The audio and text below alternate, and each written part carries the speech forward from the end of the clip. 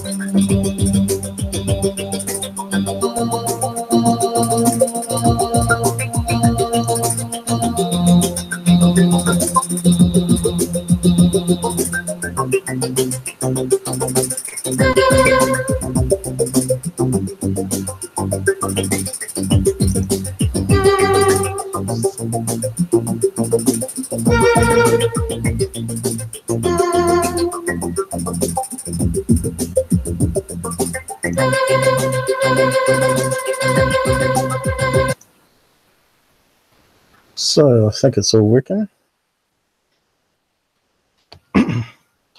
Looks like it's a wee bit slow again. YouTube, that is.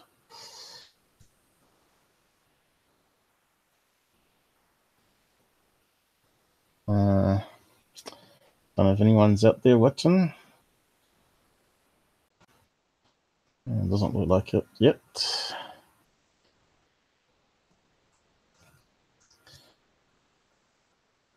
So the first topic is Secureteam put out another video with basically making it into a conspiracy, or what do you call it, fear mongering, HAP related. So I'll just bring up his channel now and show the video clip.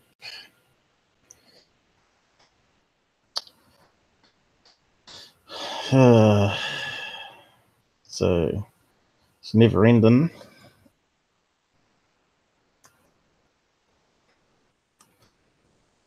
And you can see it's pretty slow.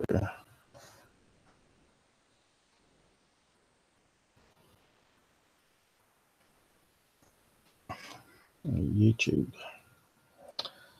Hopefully it's not corrupting my voice.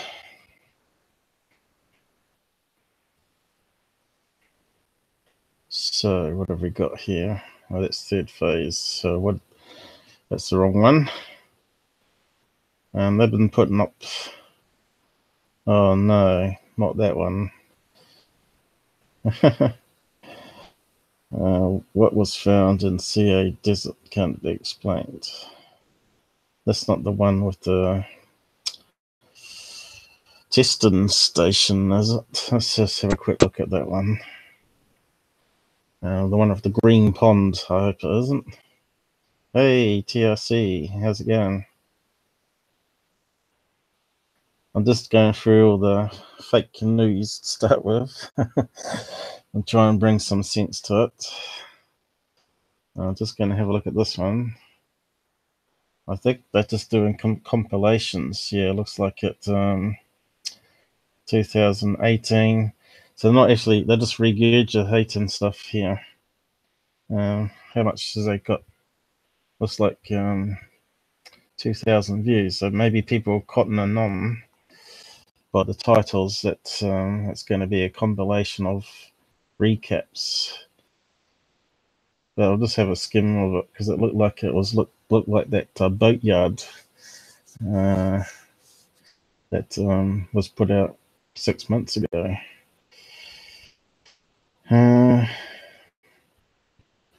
It woke up in time. Yeah, I almost didn't do one tonight because I'm not feeling 100%, but we'll see how it goes.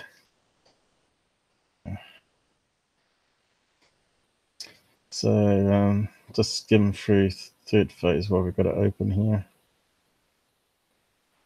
What's that? Is that what we're looking up at here? Not too sure what we're looking at the moment. Looks pretty grainy video. Almost looks like a reflection off the window already. Someone's filming through a window. It's got some glare.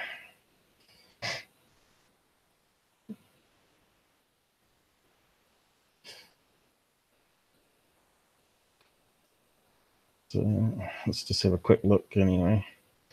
Here we go. Lights reflecting off a window. Don't know if you can see that. It also looks fake. There we go. Oh, YouTube's not playing ball with us. Does this every time. Censorship.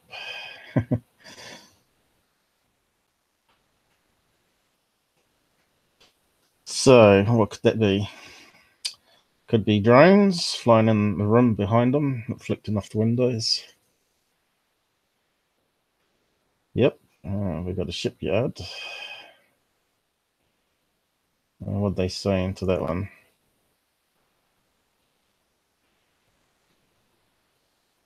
The middle of nowhere.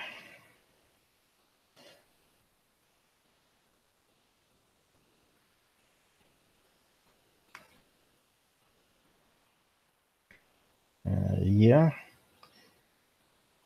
So what's so suspicious about this? I don't know. Because we know they got in America, they got a big chunk of desert land where they put retired airplanes on for spare parts, and just in case they need to bring them back out for service, they don't retire them and scrap them. It's not unusual to find a collection of boats and planes in a desert at all for scrap parts. Is that in California, they reckon? CA, desert. How's that meant to be UFO news, though?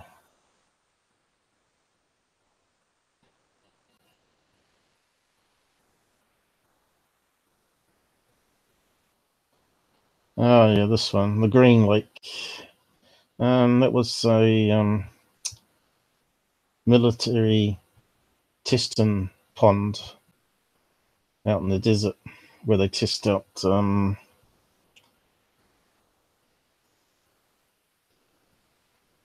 jet boats and stuff. There we go. Secureteam put that one out, you may recall. Yes. So what? There's a ramp going down here. And it looks green because it's got algae in it, obviously. And it's got black lightning.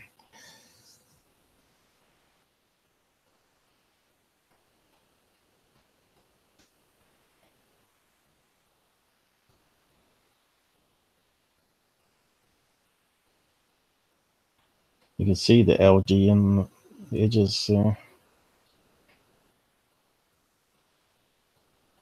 Can't remember what that was called now.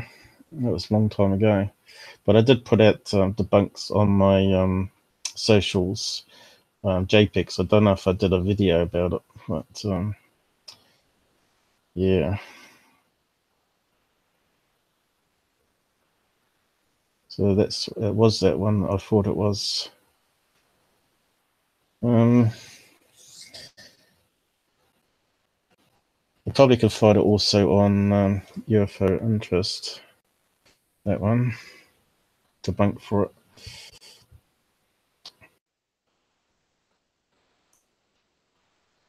So they're just playing around on Google Earth again. So it is a compilation of old videos. And what's this one?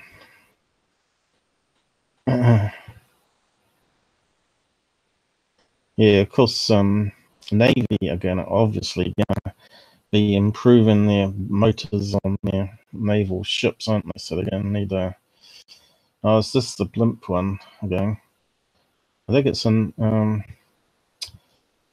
This is the one in New York, I think.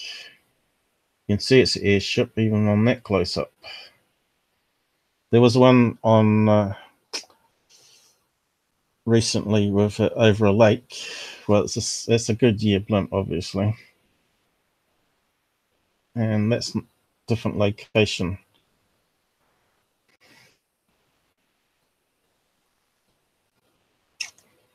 Again, on UFO Interest, and you can see it's a blimp on that one. I don't think that one's the one over the lake, though. I think it's a different one. Definitely, you can see it's a blimp. There's the tail, cabin bay underneath. It's a Goodyear blimp for sure. Why are they putting it up on UFO channel? Oh, look, they're saying it's a Goodyear blimp. So they're just putting up any garbage just for views, I guess. It's because it's very hard to find UFO cases that are truly unknown.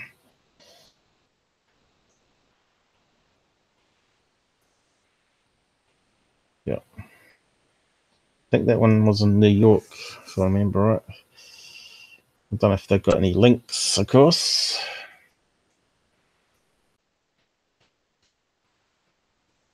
No. Don't think so, unless it's these ones here.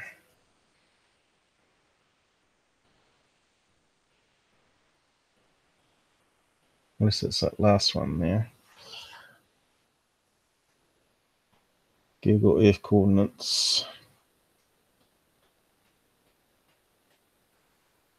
Be interested in see if we can actually find those debunks for those ones on search in Twitter, because they're old. But they're circling around again. Yeah, they park them at airports.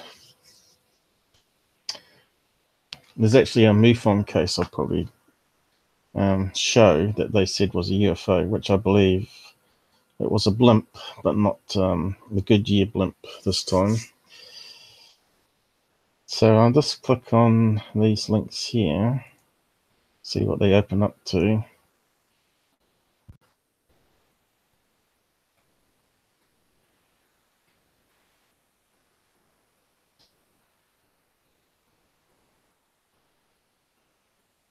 I'll just pause it. You can see Google's very slow when I stream. So which one's that? The blimp one. You can see it's not the guy running down the steps towards the lake anyway. So when was that one put out?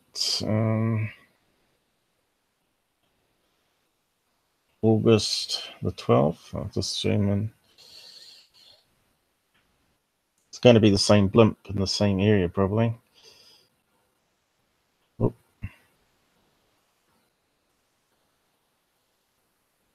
No information. Oh yeah, it was New York, so I was correct. So it is the one I've seen before. I think that's because they were heading out towards the Coca-Cola 600 NASCAR racing event. We talked about that last stream anyway. So someone caught it on the way there. Where was the other one filmed? The lake. I can't quite remember what it was located at now. Anyway, if we go to Scott's page on that one, we're about to probably find it because it's pretty current. What's the date today? It's like a week old, isn't it? Yep. So we bring up Scott's. There. Should probably put up some more actually.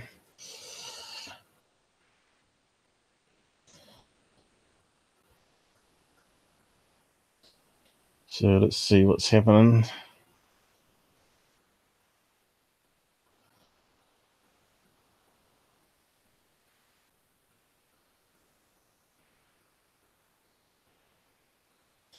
Yeah. Someone's using that robot to say there's the Facebook CEO, what's his name? Zuckerberg. But yeah, obviously it's from a movie. It is CGI, yeah. Right. So we'll talk about that one in a minute. Let's see if I can find that blimp one.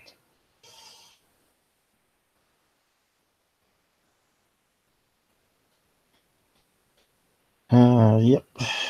Talked about that green orb. He's now calling UFO Man a hoax channel. Stole a clip from the main video of his. So there you go. Scott's backing me up on that already. And he's talking about another YouTuber here, Mr. MBB33, published this UFO nonsense.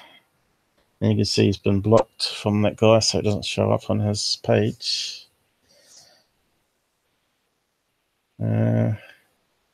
Pretty sure he had the blimp one up. Maybe that's that video here, the New York one. Over Lake Norman. Whereabouts is that?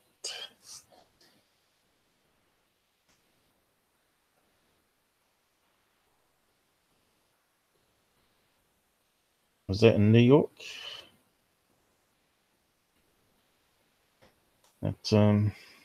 Yeah. I'm pretty sure he did the other video as well. There's the lake one.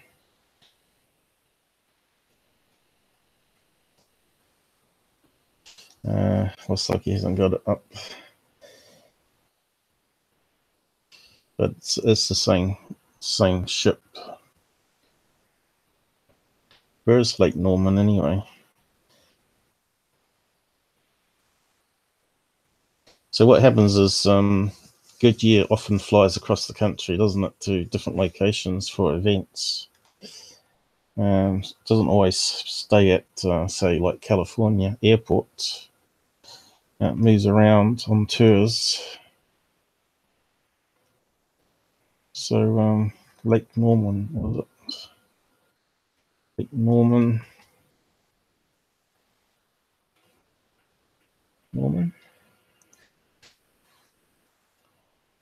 All these places in America we have to get used to. So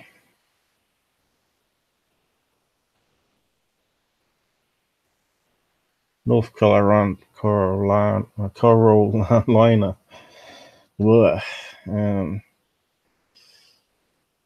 Looks like the lake that he was filming it. So how far away from New York is that then?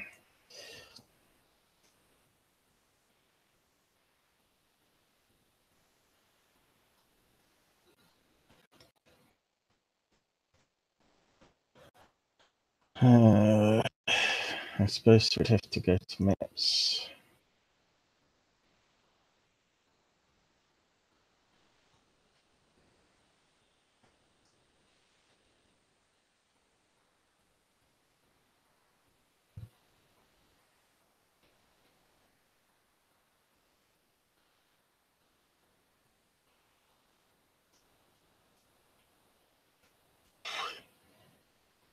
There's the lake in question. Yeah, so they probably flew from New York to that location there for the event, probably.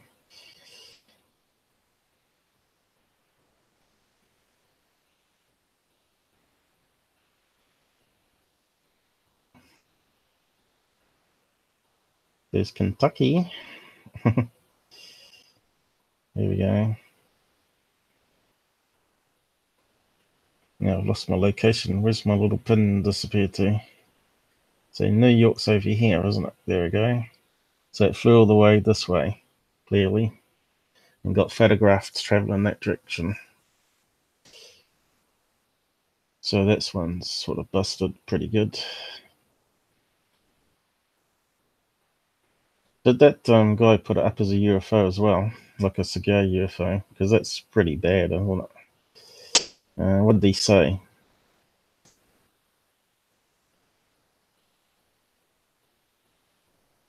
They're sort of saying, oh, it could be a blimp, it could be good, yeah. And when they do some research and actually say, yeah, we've confirmed it's a blimp, not a UFO. That's really annoying.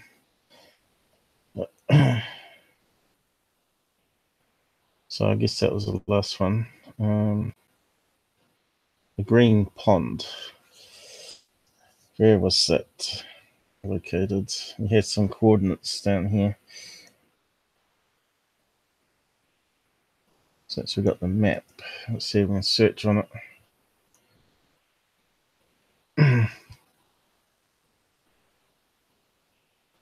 Come on, mouse. Suppose that will work this way. I think we tried it before, didn't we? Search.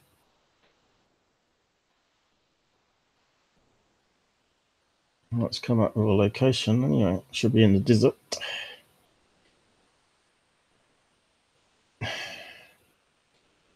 And why haven't we got no picture coming up? That's terribly slow. That's its top secret, is it? Blank. Satellite? Maybe that'll give us something. There we go, the green pond. You can see it's a green pond. Oh, got to catch up.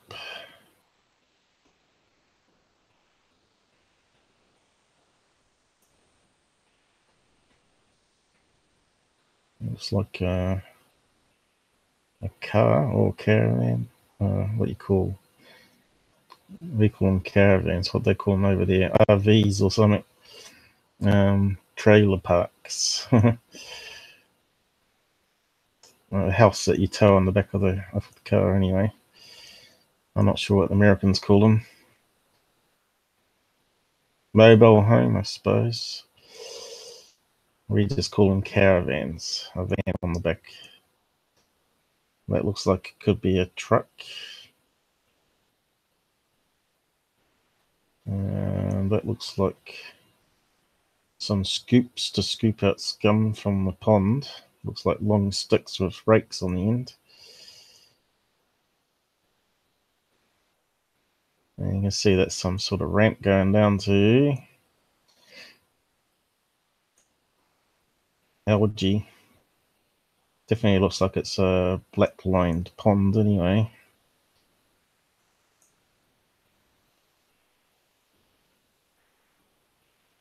Are they saying the green thing is a UFO? If they are, they're out of their minds. And that was where the boats were here, I think. I know. There's the boat there. I think there was some further up around the corner here. But what is the location?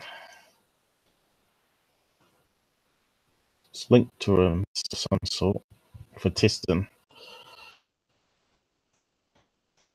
I guess you want a fairly big pond. Looks like it's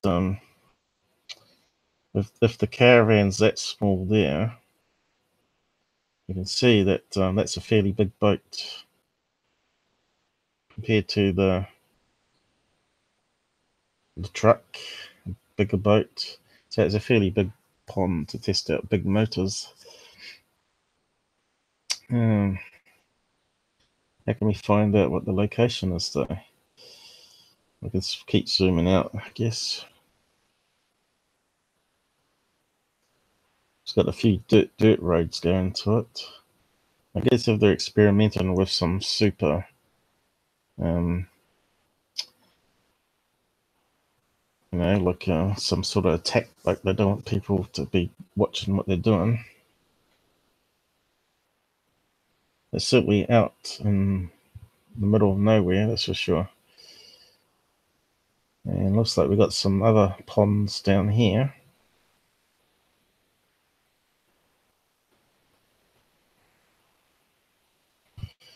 Yeah, I think someone worked out the name of it at some stage.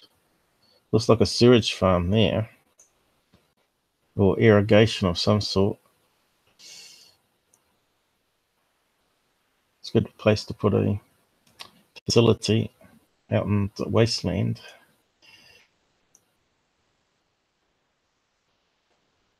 Oh well. It's amazing people spend hours looking at Google Earth and find these places. What are you saying there, TRC? Desert farms? Yeah, it could be. Could be what you call fish farms, I guess. Mobile homes, yeah.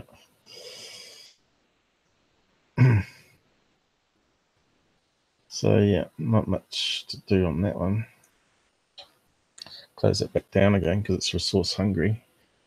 So enough on third phase.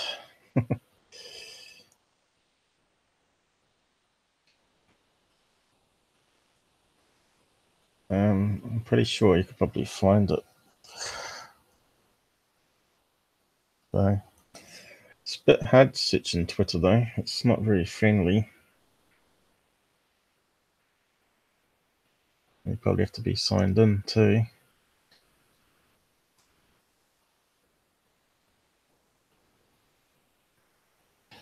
Really, you want to tick a thing to say search this account only, just to make it really easy. You could say the pond. You go name of the channel.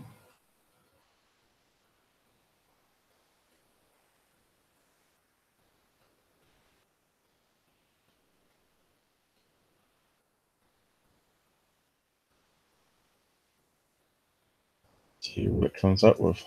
Yes. Keep it simple to start with.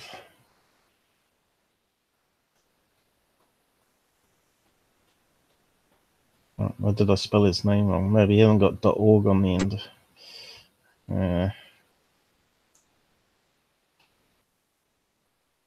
Or that.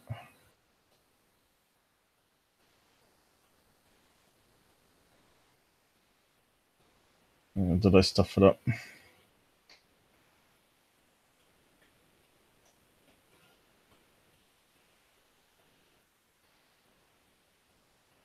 What's his channel?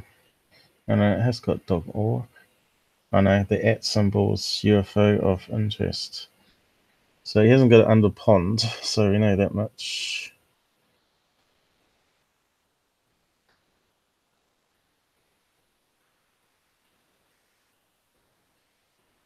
Don't know what you'd call it. Looks like it was out in Area 51 location, or Nevada anyway. Yeah,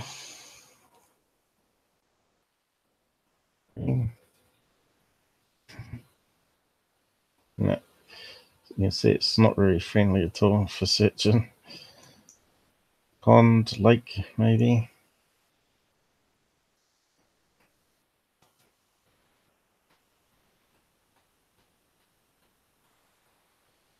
Oh, here we go.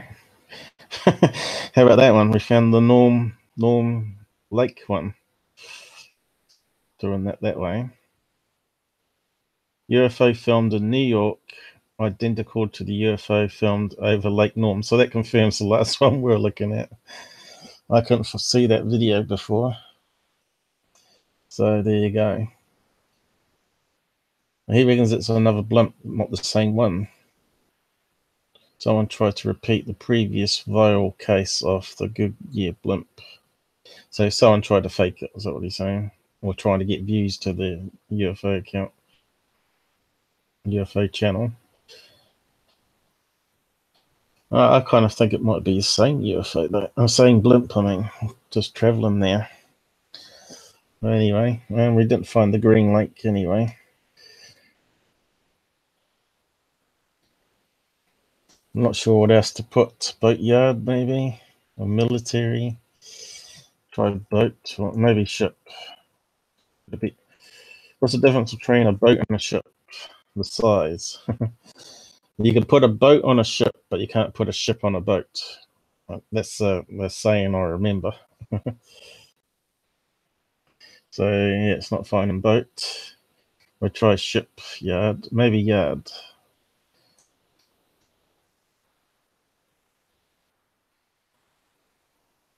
Oh, there you can see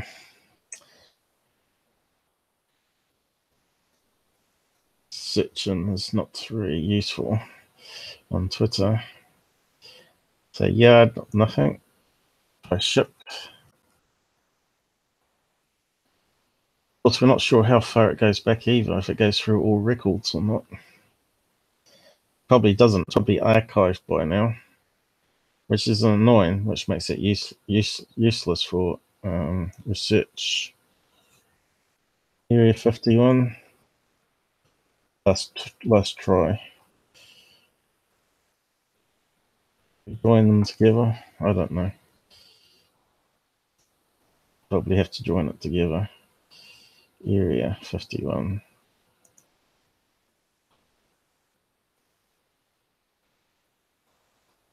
Nope. It'll be under Secureteam though. If you put Secureteam in, you'll get lots and lots of posts. Because he really hates the guy because he keeps putting out fake news. Secureteam. I don't know. Maybe he's got the space in between. Oh, right. It's got .org on the end. What happened there?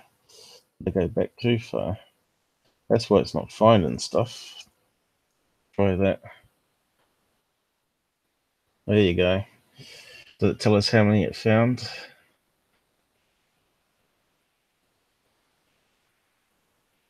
And that's finding all reference of his name.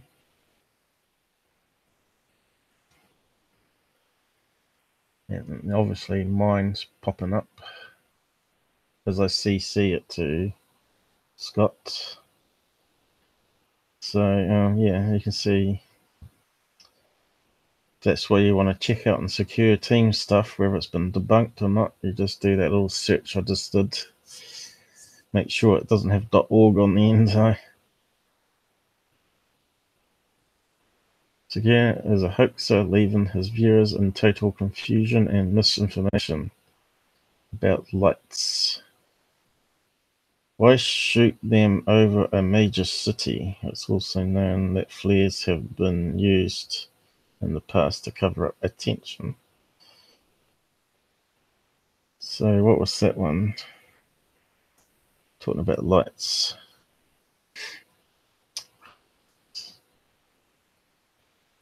Sort of getting sidetracked here.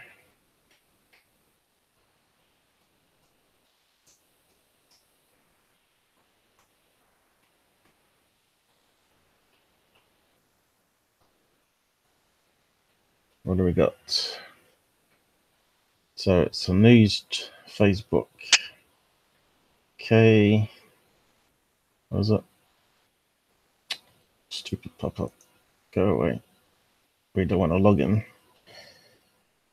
KHON2 News. The US Army confirms units were training that night. Illumination rounds are one of those things that we have in our toolkit. So it looks like the video's not available. So obviously it's going to be the same one. Yeah. I was thinking that was going to be flares.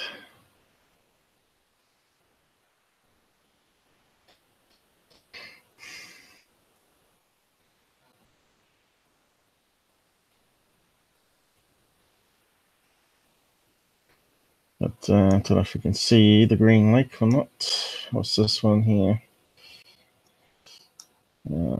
God. Flying sausage. Oh yeah, there you go.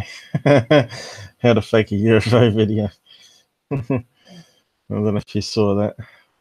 What they saying.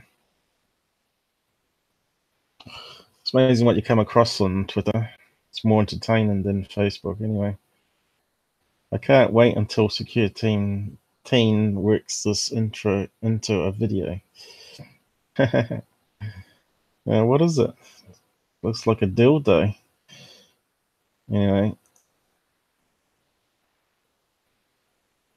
It was sausage from the barbecue.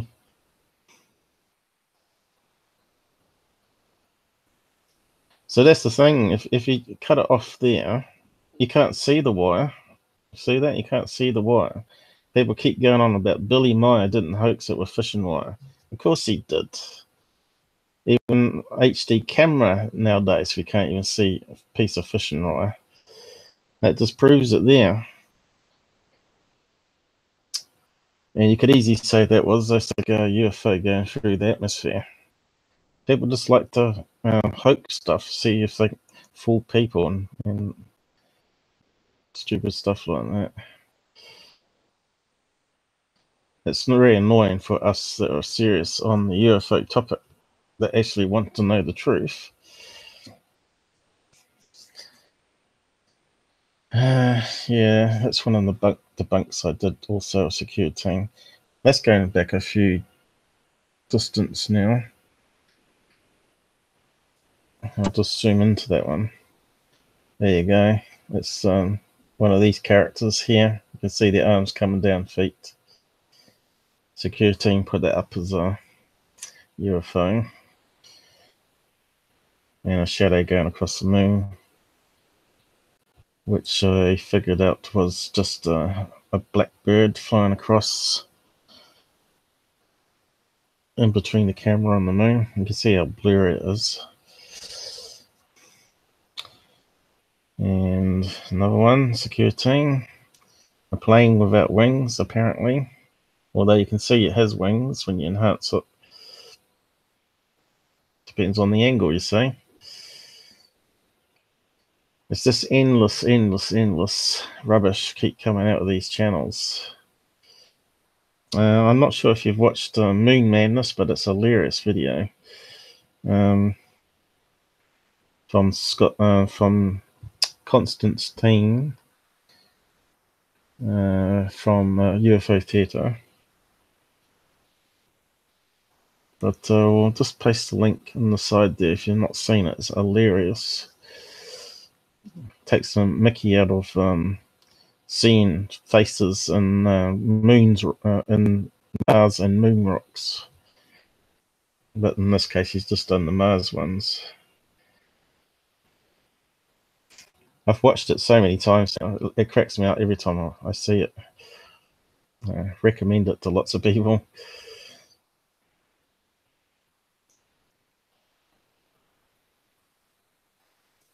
Also sub to him because he debunks as well. I'll just pause it there, and I'll just skim parts of it, just for those that haven't seen it before, so they can see what it's about.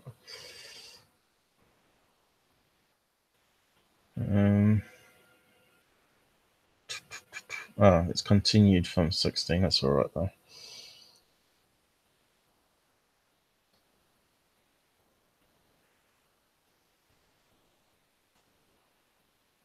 Obama's head, turtles, and he does a good animation, but the tank drives down the hill and runs over the guy, the so-called alien, and he's got really other great animations there. I won't ruin it. Best to watch it on your own screen. So I got sidetracked again here, but that's all right. Just making people aware of the cool stuff out there. So yeah, there's another Secureteam going back a few years now, I think, 2016. What we call the pencil sharpener UFO, which is just a Photoshop.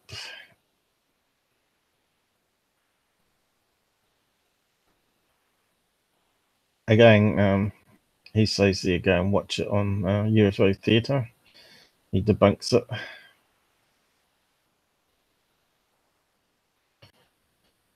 So I think you'd have to go through all that. It'd be endless scrolling.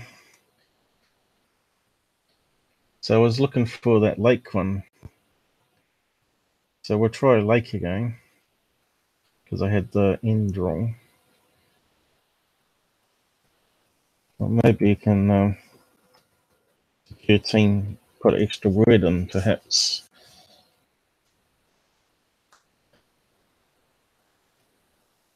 Didn't like that one.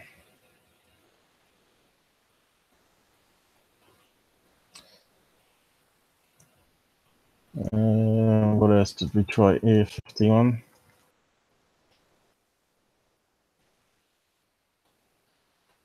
No, didn't like that one. So the search does sort of work going back a couple of years at least, anyway.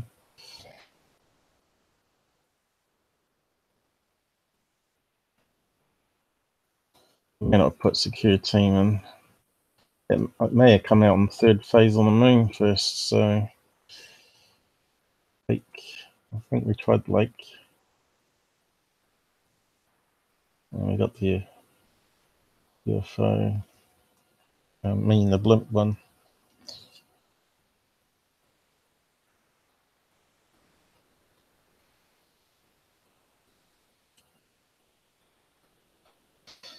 Yeah. What's this one?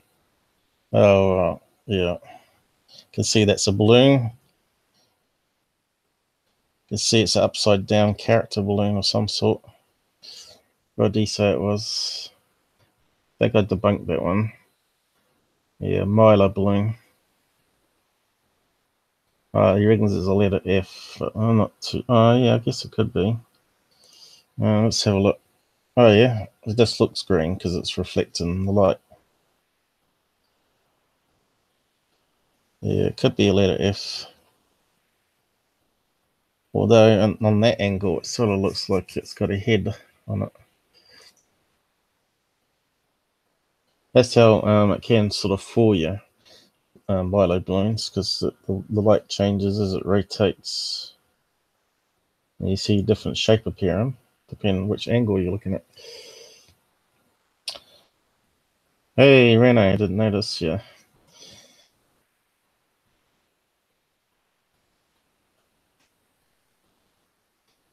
Any new extraterrestrials? Oh, yeah. Not really. We're just trying to debunk some Secureteam and Third Phase of the Moon stuff.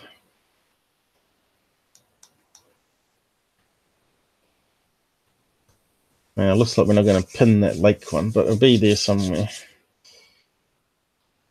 We just wanted to know what the name of the location was, or who owns it, like, but it's definitely military anyway. So we go to the SquareCloud one. You might be able to remember that one, Renee. Appeared on a few channels. But we'll go to Secureteam. I'll just close it down there and open a new one, because I don't get the bookmark link otherwise. So on to the next one. How long have we going?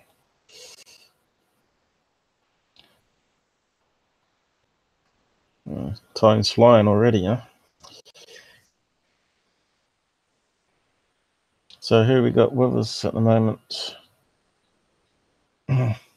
Normally when you talk about Secureteam, it sort of scares people off. Maybe they don't want the truth, I don't know. His latest offer. I think he started to become a news weather channel, wasn't he? Weather channel, scaremongering channel, conspiracy channel, conspiracy, weather, hup, fear-mongering, what else? Doomsday channel. It's not really UFOs anymore. That's because it's very hard to get copies of UFOs on video all the time. The best stuff, of course, we know is not always captured on film. So we'll just skim this one here.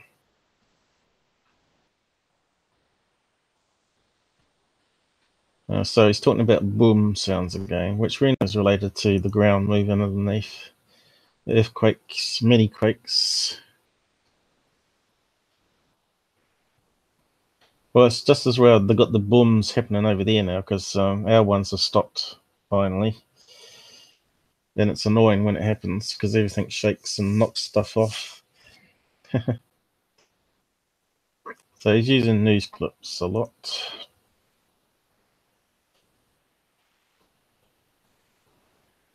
Where's the cloud bit?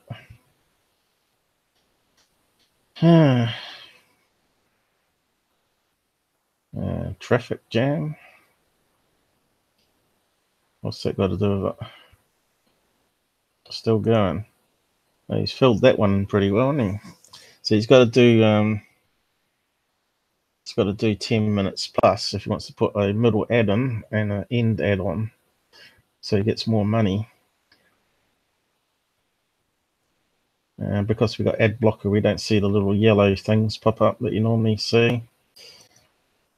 Unfortunately, I had to get rid of ads because it makes it seem so slow when you're trying to percent. So now what are we looking at? Underground explosion. Nuclear blast, underground. Mining, perhaps. I know they do blow up. Open cast mining. What are we looking at here? So what's the hidden? They're appearing everywhere now. What's that mean to me? The boom sounds.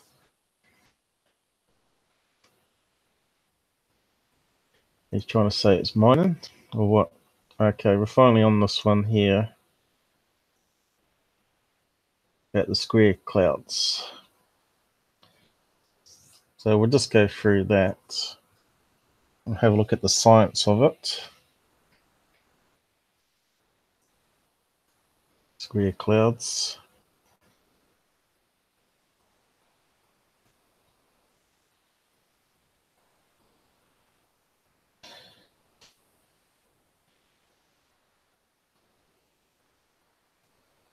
Blabbing on a bit there, isn't he? Let's skim it. So you can see it's got, it's not all square. It's just got a couple of corners that are sort of squarish. Well, it's a couple of edges, I should say, that are sort of squarish. And you'll find that's the case for most of the SquareClouds. It's always a corner, like a triangle. It's not actually like a square. And now we've got UFO clouds. We know they happen.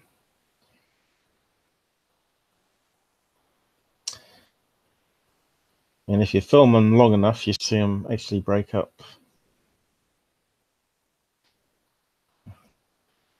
Not sure if that one's a fake or not. What's going on? Right, these are the ones from space. But again, we're only seeing two edges. And you can see here, this is the one that he's talking about from space. You can see there's only two sides that really have. It's not really straight either. It's sort of like a curvy, like a carpet even.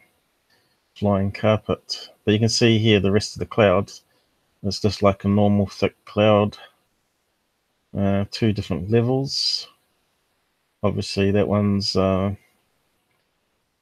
closer to sea level, the white one here. This one's further up near the space station because it's darker. So again, if we go to Metabunk, but UFO Interests has put the link up, so it should be easy to find it. I'll just post his Twitter account there again for people. It's worth following. You can also ask him to look at videos if you're not sure about it. But he normally focuses on the stuff that's going through the newspapers and large channels. He doesn't really do individual ones like I do for people. Yep. Yeah, Mother Nature is quite clever. We looked at rocks last time and the various shapes that we saw in Ireland coast there produced by volcanic rock. So if we scroll down here, he's got a piece on the cloud.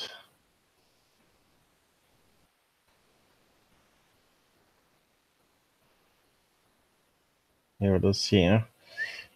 So we've got some links that we can click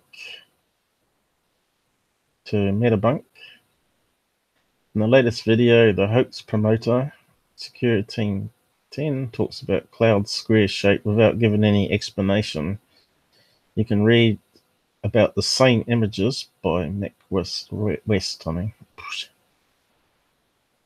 I'll just click on these links here. Sorry guys.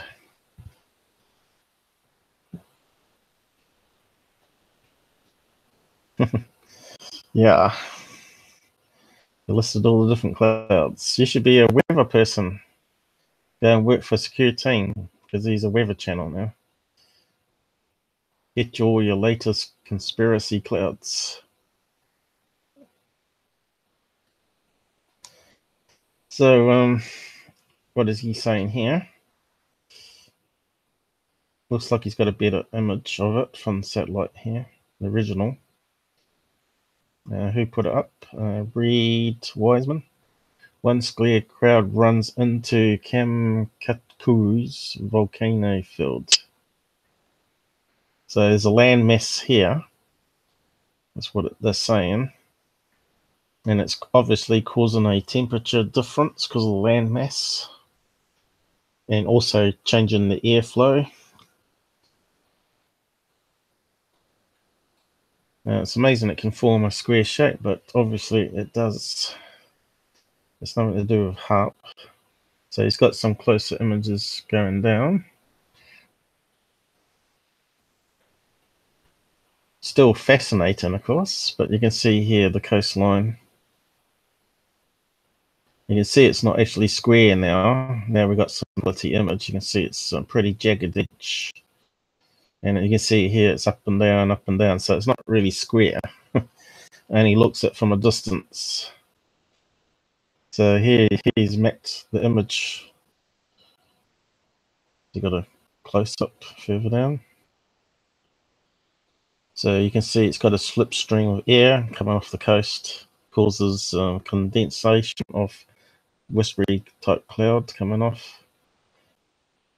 Another example. You can see the different air currents around the islands as well. But yeah, if we zoom in on that one, we can see how he's mapped it, rotated it. So it's hitting the edge of the peninsula there, coming down this way.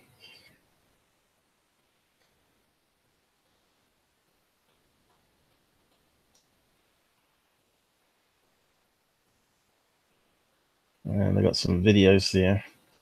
I'll post it down the side there so you can go and have a look and play the videos as well.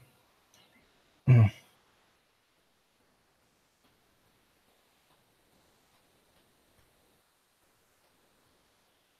just keep scrolling down.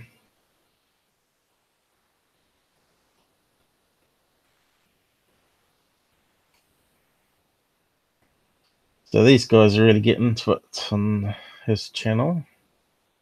All different people put their information in, experts in different areas. Land is warm, the sea air temperature rises, that's what I was saying. Emitted infrared radiation passes through it, allowing increased evaporation of the cloud droplets until a new balance is achieved or none remain.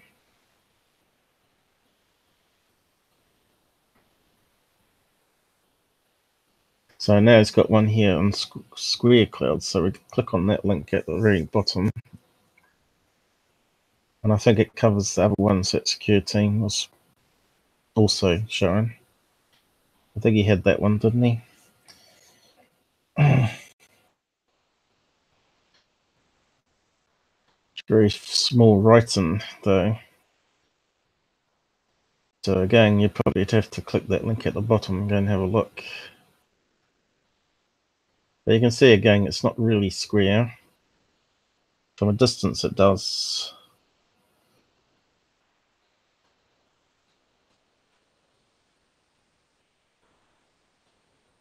And that one's got a jet plane flying overhead. So what's the edge here? Looks like it might be inside the airplane, is it? Airplane window. So that gives it a straight edge there, obviously. And you can see it's not really straight there either. It's like cotton buds, I suppose. You can see it's up and down, up and down. You can see the usual clouds in between, squashed together. Still interesting though, but it's nothing to do with UFOs as such, or HARP as they call it, the thing up in Alaska. So we got any more here? Oh yeah, there we go. We've got a couple more here. That one does look a bit fake, doesn't it? Looks like someone's drawn that on there with Photoshop. And that's the one we just saw before.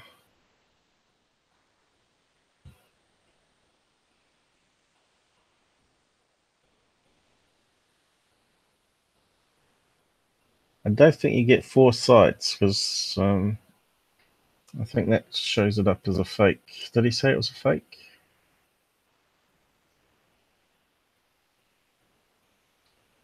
Oh, right, he's come back to it.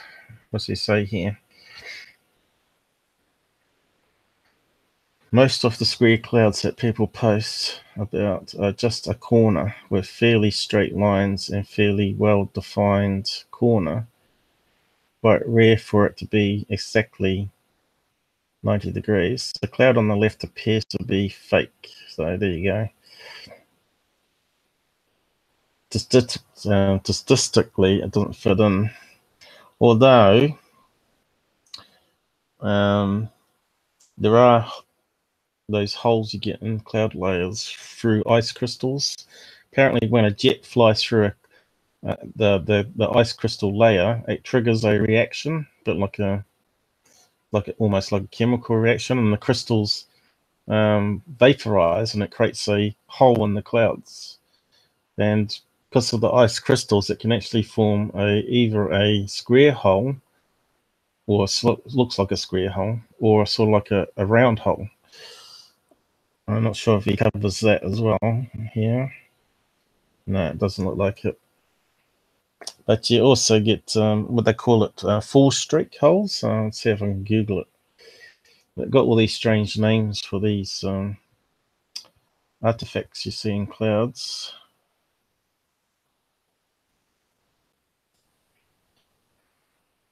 Now, I did a stream with a picture from Aussie Mark, you might recall, and we were trying to figure out how a square cloud was popped out of another cloud. And I think it's to do with ice crystals and a jet. I said I finally determined that a jet passed close to the area where it would have created a hot slipstream, which could easily have punched out the square bit from an icy cloud layer. Well, it's not a perfect square, of course, but I just think it was just natural. It wasn't what you call it, like a cloaked UFO or anything like that. Also known as a cavron hole, punch cloud hole, sky punch cloud canal, or cloud hole. There's a large gap, usually circular and elliptical, that can appear in cumulonimbus and clouds. And here's some pictures down here where you get the little holes in the clouds. There's quite a few images actually. What do we got here? Renee, what are you saying?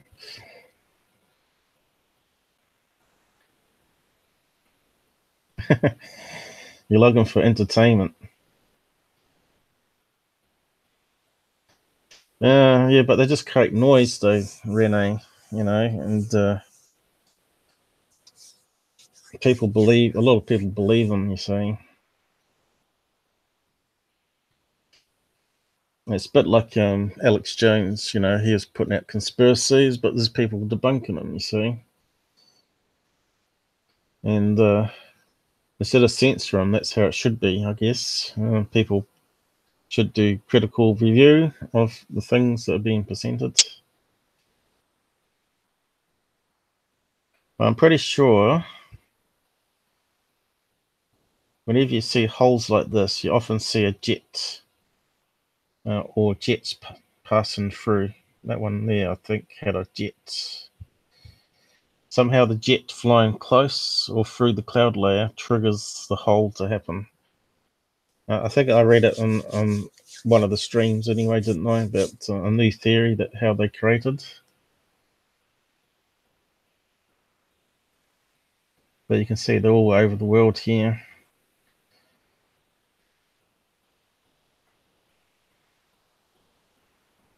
Look at that crazy one here. Full streak hole. You'd think that one was an artificial Photoshop one, wouldn't you? Whoa. Pyramid.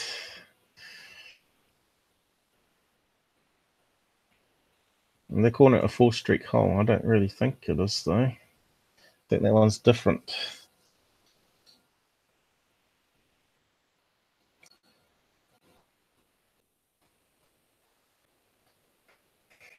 Yeah. There's quite a few images here. But I know you can get square hole ones. Let's see.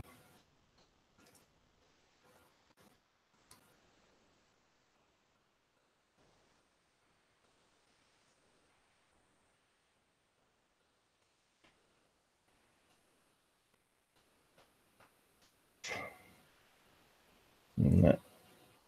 Didn't really give us the square ones, did it?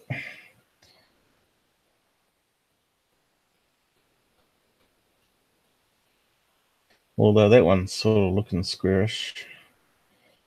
Yeah,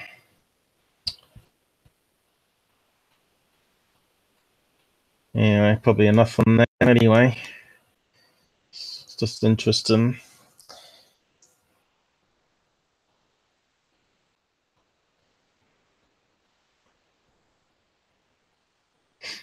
And that one's got various strips going across. And what was he saying? There's a plane going back and forth, making it chemical trail.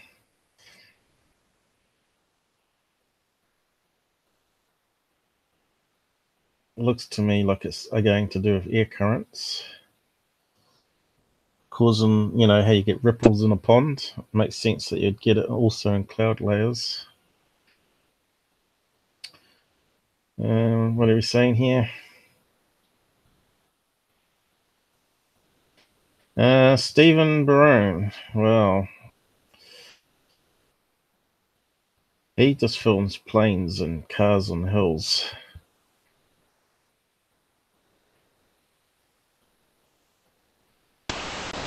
You'd have to do proper analysis on it, of course. But we covered him previous live stream. He tried to get exposure from newspapers to try to build up his channel like Secureteam did. But people saw the videos they used. You could clearly see it was cars going along a mountain road near his house.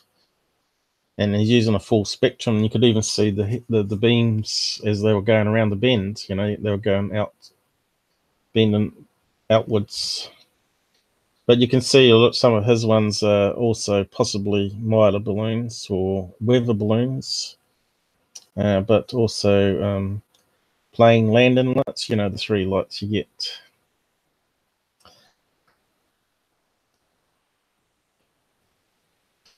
What's this site called anyway? I won't play this, but I'll just point it out.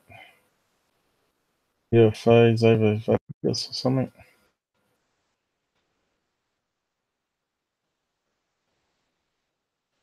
He's been off the radar because he's only a small channel. He's only got UFOs over Vegas.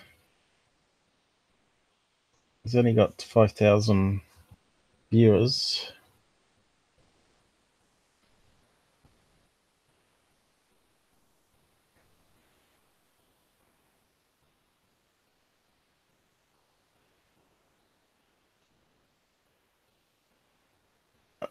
Let's have a look.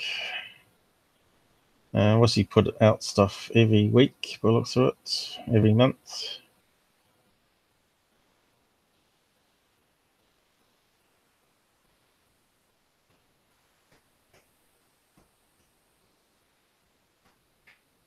You know,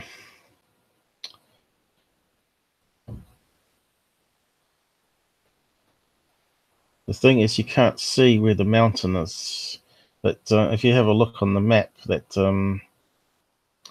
Mick West done, Metabunk did, you can see that the hill, the mountain range is actually quite high around his area, and that's at the top of the mountain here.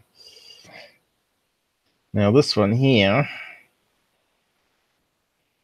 would need some other investigation.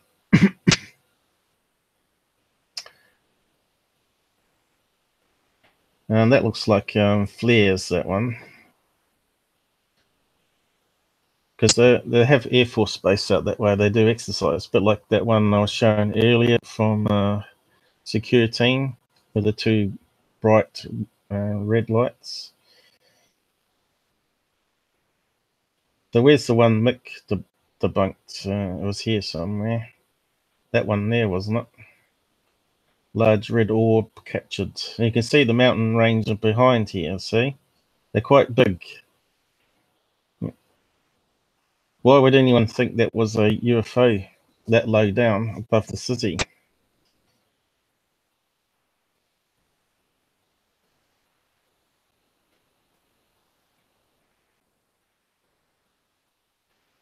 So where is the one that Mick did then? It was called 12 UFOs over Valley or something, it was.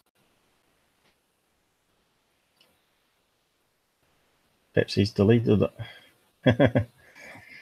Try and cover his tracks.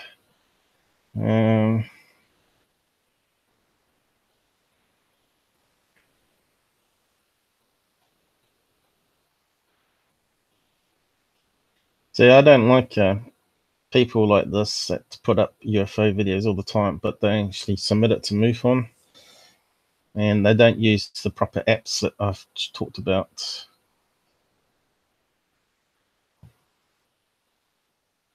But you can see here, look, the mountain range behind.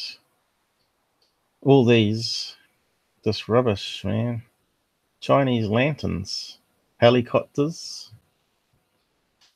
Well, at least he's labelled that one correct. Chinese lanterns.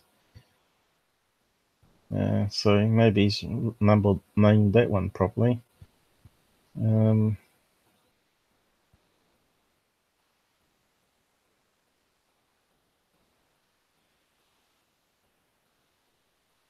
But you can see they're all pretty much the same, and it's always over. You can see that's Las Vegas here, can't you? All the city lights. Now that's a night vision one because it's green. And you can see these ones up here, they're blue and different colors. That's all full spectrum.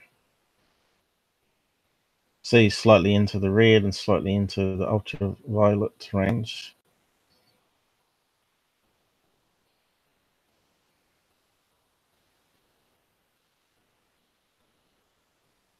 And there you go. You can see here on this one, clearly you can see a mountain road going this way. Something on the top of the mountain there. It's all the same.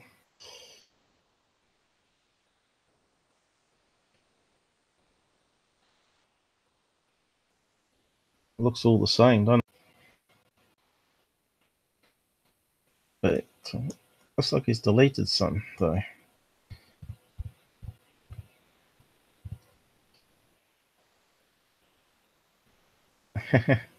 Maybe he's been called out on it.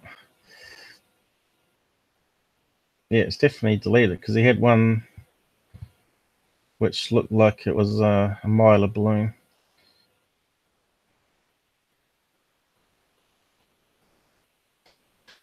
Anyway, it's not worth wasting your time with anyway.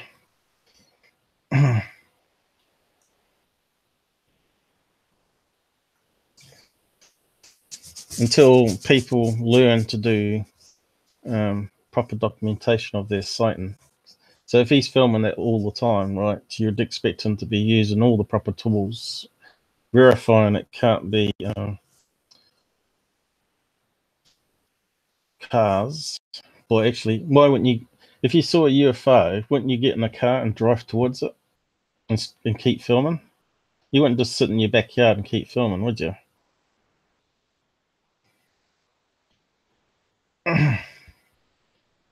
So,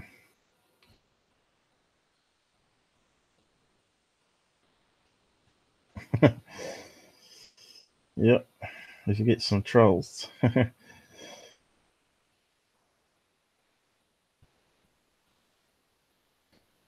Yeah, Darren was all right, but he didn't have the technical skills, so he put up a lot of stuff that was hogwash. Martin's really just a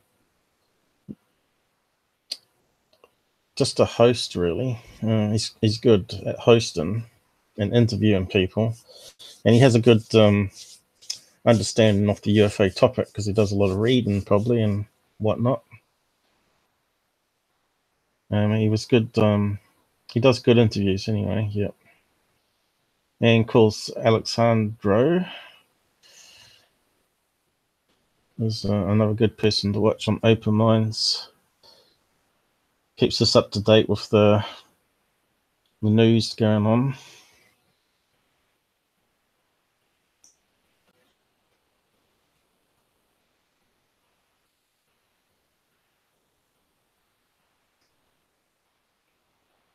So the other stuff I was going to talk about was a MUFON case, which they won't release. They're meant to release them after 6 months, but I'll talk about that at the end. It's a one that they presented as a UFO, actual UFO, but I have my doubts that it is, and I wanted to get my hands on the video so I could do my usual analysis on it. And they put it out in a magazine, as well as did a like an open public meeting where he presented it on large screen and all that. So we don't know what the UFO case number is because it hasn't been released. But I did some partial investigation into it, and I'll see if I can dig up the links again and show it. First of all, I'm just going to cover some bits on radiation that is quite interesting. People were always saying that humans couldn't survive space because of the radiation.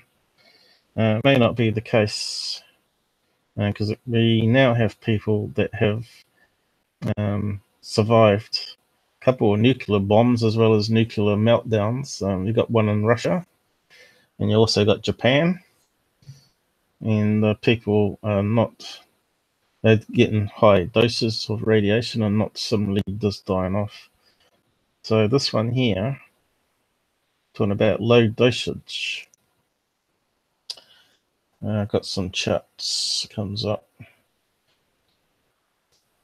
And they're still doing research on this, on how much radiation is bad. And I think it's, if we open that one there.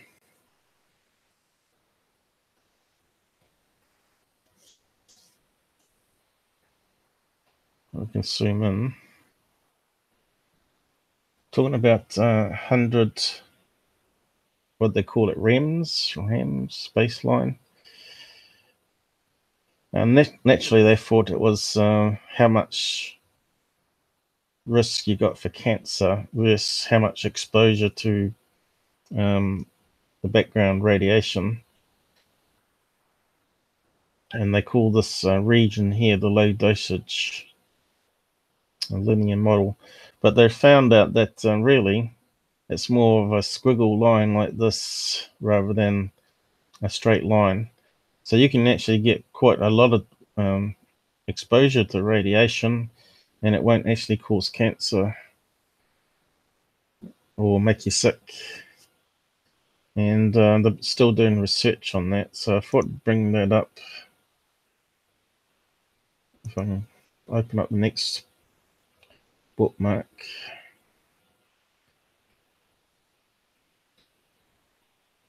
Did I miss something here?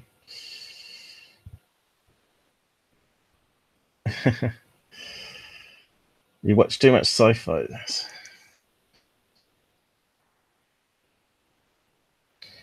So we got this one here, a research paper done in Iran of all places, I think it is. That's quite interesting. And you can see it's got a lot of writing on the page. Radiation levels in Ramsar. Because in different areas in the world, radiation is at different background levels. So the more desert rocky regions, they give off radon gas, which is radioactive. And you get a higher background radiation in these locations. But they've been studying health and how much dosage in the area. And you can see down here, while there are some seamlessly negatively changes at the cellular level in those who live in HBRA, there overall do not appear to be any negative changes in the overall health of individuals living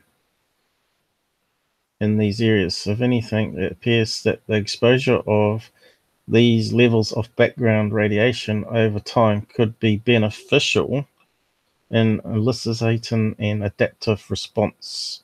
So he's talking about the immune system kicks in more so in higher background radiation places than it does in other regions. And because the immune system is more overactive, less likely it's going to mop up the cancer cells before it spreads to other locations where they haven't got such high background radiation. It would be interesting to further investigate and the genetics of individuals involved over time to see if those who live in these areas have evolved to withstand such high levels of background radiation. So that's quite interesting, really. If you watch that show on a sci-fi on TV, what's it called now? The 100. And they had some people that sort of adapted from a nuclear war or something on Earth that happened in sci-fi, and they can withstand higher radiation levels. But you can see this article here was only published in March of this year. So it's a recent study submitted as coursework for PhD 1's Stanford University winter. So it's probably some PhD student doing research. And there's the region they're talking about here in Iran. So if we go through to the next link, they've also done studies in America, obviously.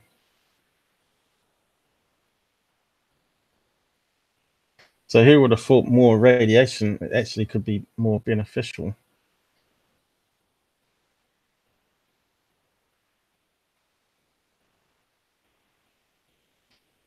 What'd you say here?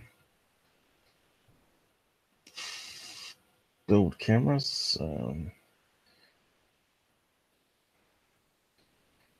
talking about cameras. Okay. So if we go down to the next link, I've got bookmarked radiation.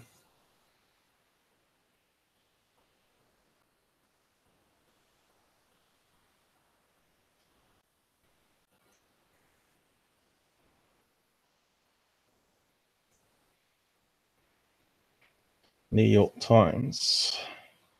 And this was last year, I think. Well, it could be this year. Let's see, what does it say? Oh no, it's a pretty old one. So they were even talking about radiation back in 2011. How to rate harm. So that's the first reports last month of damage to nuclear reactors at Fukushima. And the lingering question has been whether drifting plumes of radioactive elements from the plant will harm people in Japan or other parts of the world. Biggest fear being cancer.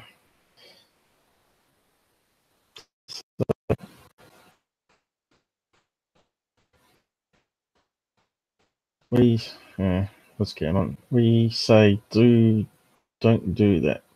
Don't multiply a tiny dose by millions. Say there will be thousands of deaths. It's inappropriate, misleading, and alarmist.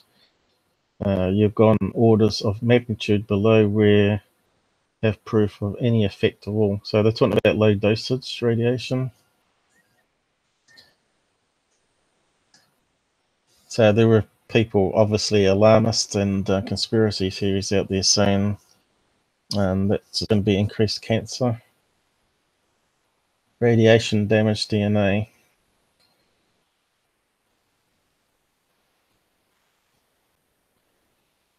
If 10,000 people are each exposed to 1 rem in small dosages over a lifetime above the normal background radiation, according to the agency, the radiation will cause 5 or 6 excess deaths from cancer. In a group that size, about 2,000 would normally die from cancer not caused by radiation.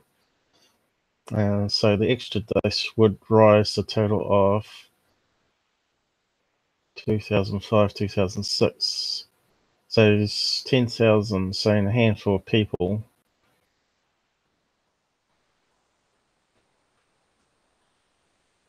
for a lifetime. So that's quite a long time. But that was 2011. So that new research where the guy was looking at Iran, he's saying differently. He's saying it's actually going to be beneficial. So there's a lot of debate about the level of harm it does, obviously. So this is old paper.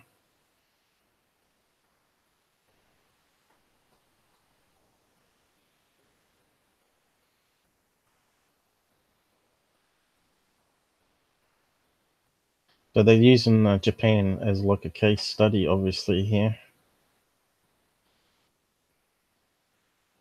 So they got above the 100 rem in Japan. The bomb survivors received radiation doses ranging from negligible to high. High would be 200 rem or more. Barely sublethal dose, but 61,000 people were estimated to receive half rem or less, and 20,000 received half a rem to 10 rems, which is low dosage. Those doses were calculated based on factors like how close they were to the center of the bomb and whether they were inside the buildings. For comparison, the study also includes 26,000 people who lived in the same cities but were not exposed to the radiation because they weren't present during the bombings. Radiation did increase the risk of cancer, but the risk of cancer is quite lower than what the public might expect. So it's saying here, depend on your immune system, radiation is not really a problem on low dosages.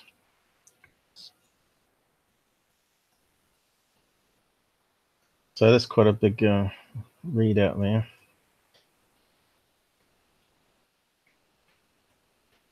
But if you have a look at what causes background radiation, because I haven't actually said there.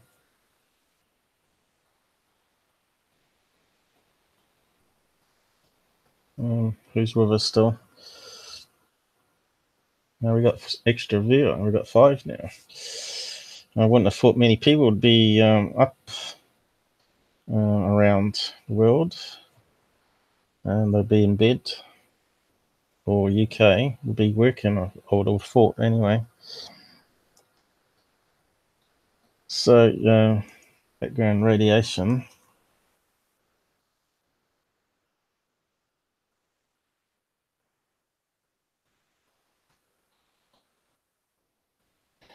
So that's what they're saying also. If you've got underground bunkers and bases, because you're under rock, it's more likely that you're going to get more exposure to background radiation.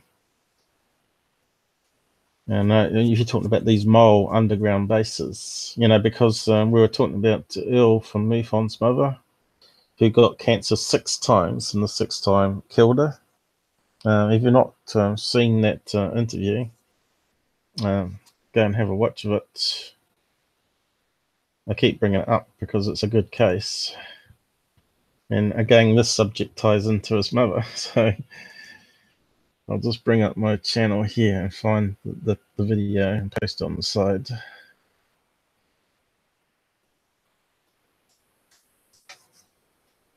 Also, he forgot to mention in the interview while I'm talking about that he was searching through all his mother's belongings to see he could verify that her story was correct, that maybe she had a secret badge or paperwork.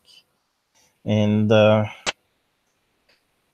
apparently, before he had a chance to do that, the house caught fire and burnt down. So all his storage went up in smoke. And I said to him, that sounds very suspicious to me. It seems to me that maybe the government knew that she had told you about her experiences and were worried that you're going to find more evidence to prove it, especially since you were with MUFON. And I think he just I'm not sure when the house burnt down. Afterwards, Mother Steph, whether it's with MUFON or not. But I said to him, it sounded suspicious. They could easily make it look like it was an electrical fault and burn down the house, and burn all the evidence, save them having to search for it themselves.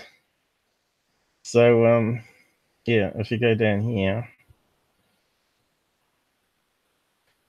because it was late at night when we did the interview, and he forgot to mention about the house being burnt down.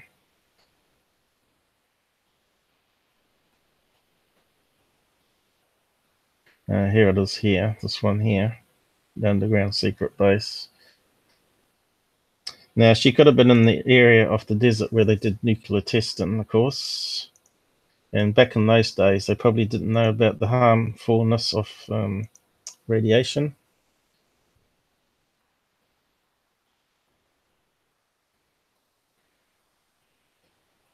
But hopefully we can get Earl on with some more of his stories. He's got some good stuff. It's just a matter, he's just a busy guy. He's like a chief investigator after all.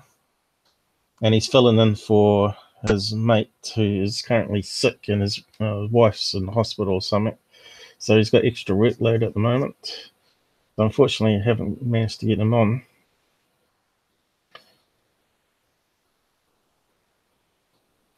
So, radioactive radon gas, which is what I was saying. Plants absorb radioactive materials from the soil, and these pass up the food chain. So when you eat food, it's got radiation in it.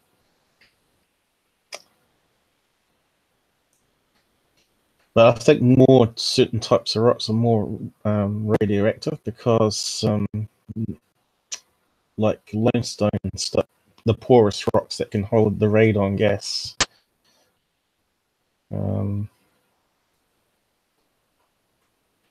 Maybe even bedrock. I don't know. Would bedrock have it? Because that's where the underground bases would be out in the desert. It would be all bedrock in America. So here we go. Background radiation is all around us. Some of it comes from natural sources, and some come from artificial. So we've got cosmic rays, radiation that reaches Earth from space, rocks and soil. Some rocks are radioactive and give off radioactive radon.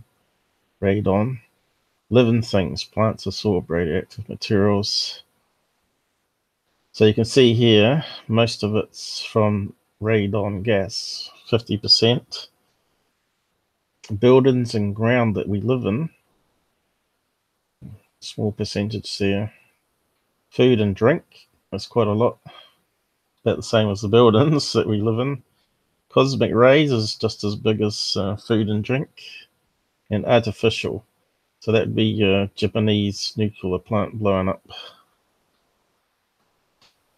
So I suppose our fish are slightly more radioactive from, was it radioactive cesium? I think it is. Sorry guys, it's sort of in a flow here, so I haven't been reading.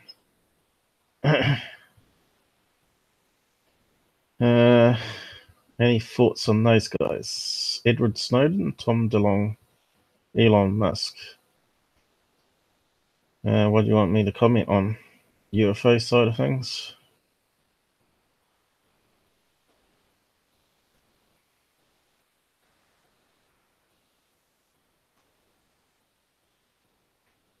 I'm not too sure what you're saying here. You saw a UFO that had camera lenses surrounded the whole entire starship. Are you talking about one you saw personally or saw something on a UFO channel? Because that sounds like CGI.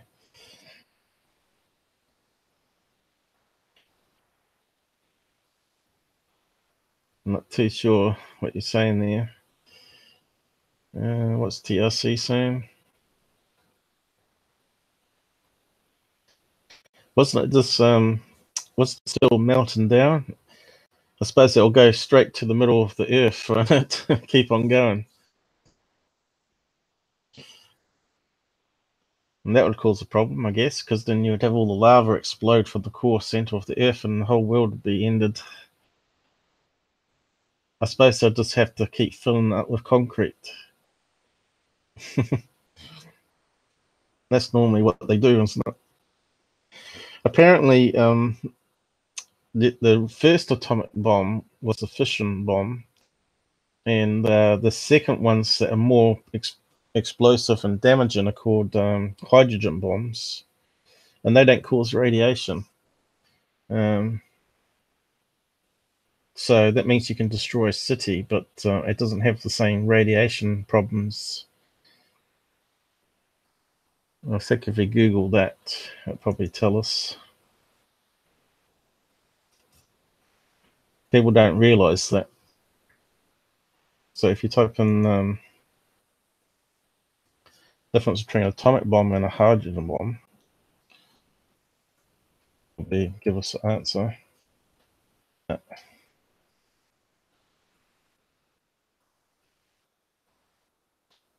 So some say UFOs come here because of the nuclear tests that we've been doing.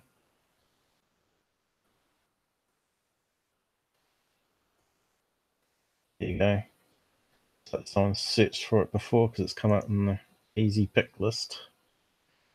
I think they might be right. I think UFO activity picked up since 1940s anyway, probably 47.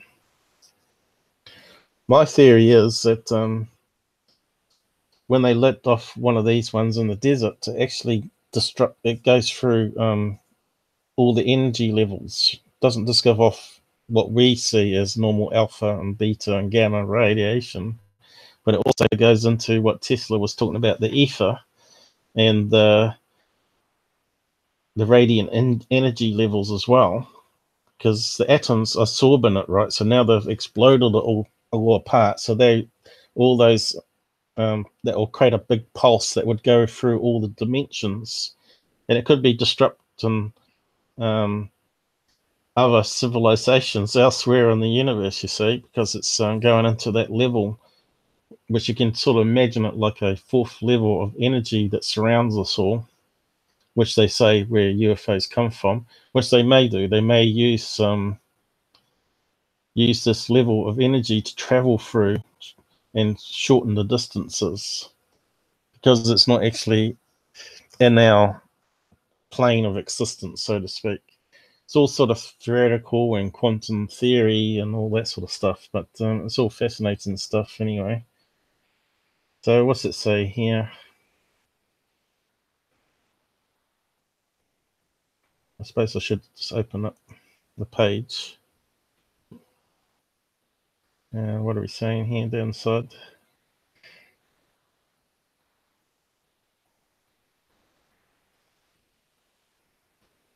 Yeah, I suppose air and water would be increasing, especially if nuclear power plants leaking into the air and the oceans. It's got to increase. Of course, the fish will become radioactive that we eat from the sea. But they still class it as safe levels, of course. But if you ate fish all the time that's radioactive, surely it would, eventually it would kill you, you'd think. A hydrogen bomb has never been used in battle by any country, but experts, it has the power to wipe out entire cities and kill significantly more people than already powerful atomic bomb, which the US dropped in Japan. Why is hydrogen bomb stronger? More than 200,000 people died in Japan after US dropped the world's first atomic bomb. And but the hydrogen bomb has the potential to be 1,000 times more powerful. So can we actually imagine that? Than atomic bomb. So if it killed 200,000 people, multiply it by another 1,000, it's got the potential of killing 200 million people.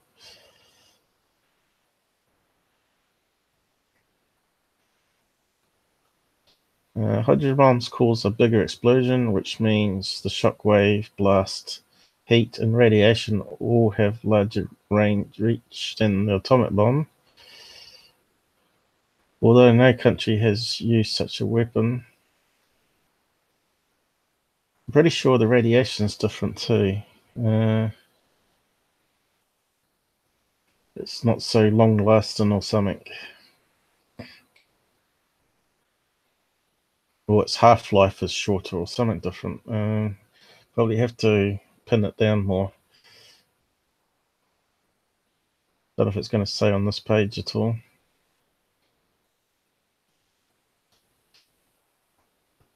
I understood that depleted radium, depleted radium, so you say it, rods, if they drop them from outer space, it has the potential of wiping out a whole city without leaving any radiation. That's what I've heard as well.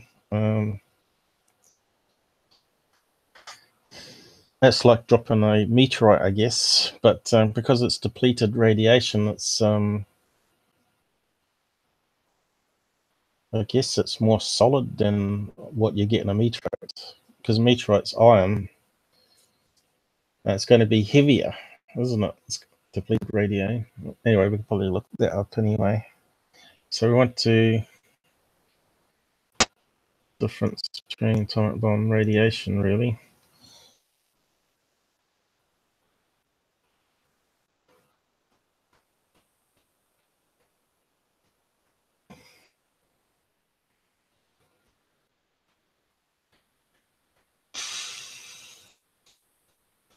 Hydrogen bomb is also called a thermonuclear bomb. Uses fusion or atomic nuclei coming together to produce explosive energy. Stars also produce energy through fusion. Both the A-bomb and H-bomb use radioactive material like uranium and plutonium for explosive material. But we want to know the radiation. Do hydrogen bombs have radiation? I think fusion. Yes, simply because hydrogen bomb uses an atomic bomb to start the fusion. So that's what I thought. So to trigger a hydrogen bomb, they actually have to put an atomic bomb inside it to start the fusion reaction. Some hydrogen bombs use uranium as a tamper for a third stage. So if they're using a smaller atomic bomb as a trigger, then it's going to have less radiation, of course, than using a bigger atomic bomb. So there we go, that's the answer. But if you could trigger a hydrogen bomb without using an atomic bomb, I don't think it would have any radiation, from what I understand anyway. Which is worse, hydrogen or atomic bomb? A fusion bomb, better known as a hydrogen bomb like one of North Korea, says it's successfully tested, is a much scarier beast. Doesn't really say, it doesn't answer the question, did it?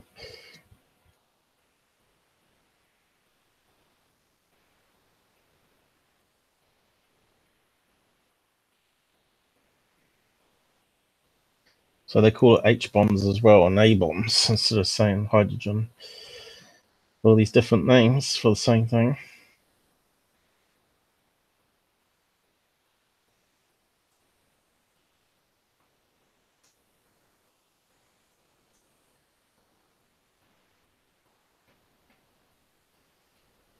Yeah. She's got some bad burns. That looks very painful. Ouch. A victim of atomic bomb. So that one doesn't say anything. CBS News, useless.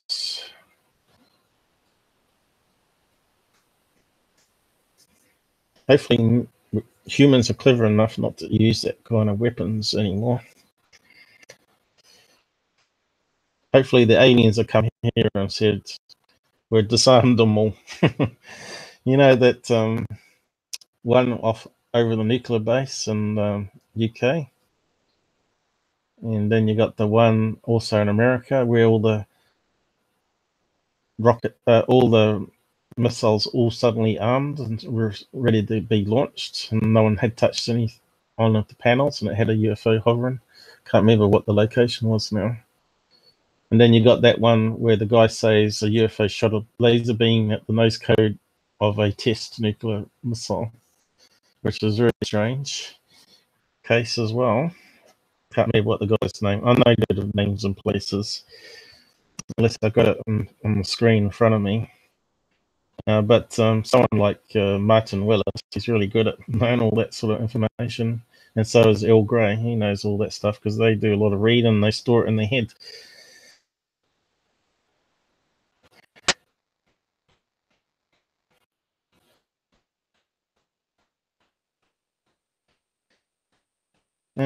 Do they test them underground still? I don't know if they do.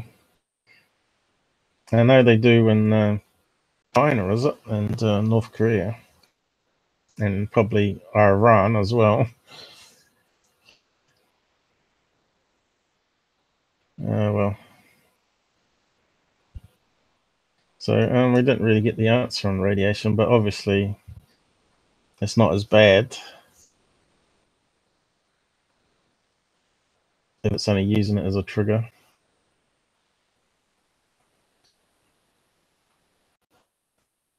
It says someone that's studied it out there that can post a comment later.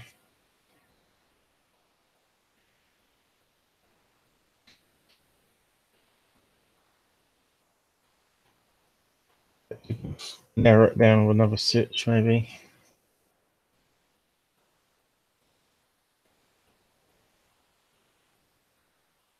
So what's it saying here?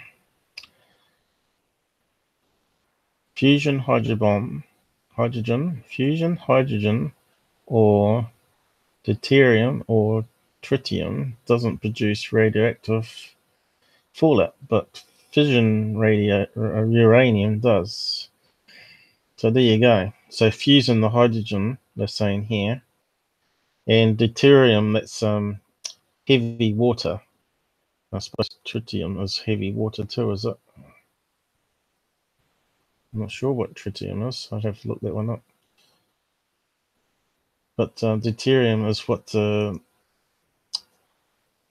they can make atom bombs from. Heavy water by enriching plutonium with it. Because it's got an extra neutron, I think it is. So they call it, that's why they call it heavy water. It's still H2O, but it actually will kill you if you drink it over time. So there you go. Fusion hydrogen or heavy water doesn't produce radioactive, but of course they use a atom bomb. It obviously does through the atom bomb trigger. What's tritium?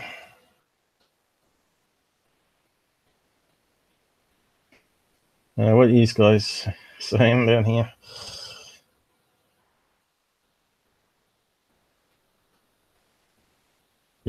Synchronicity, hey?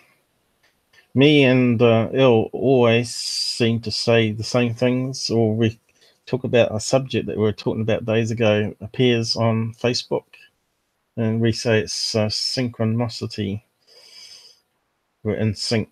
Our minds are in sync.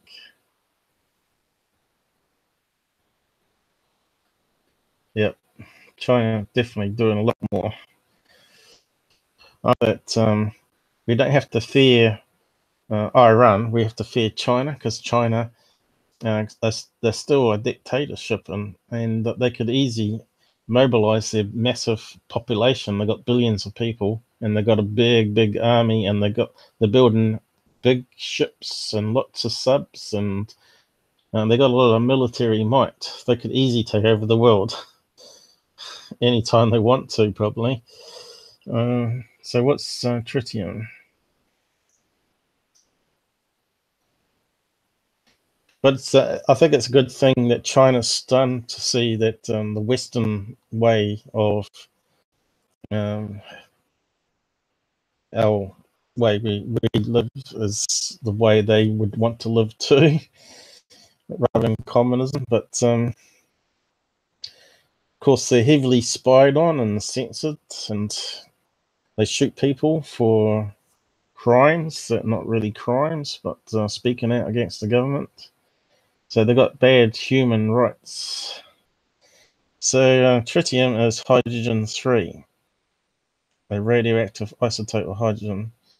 Nucleus of which is called a tritium contains 1 proton and 2 neutrons, whereas the nucleus of protium, by far the most abundant hydrogen isotope, contains 1 proton and 1 neutron.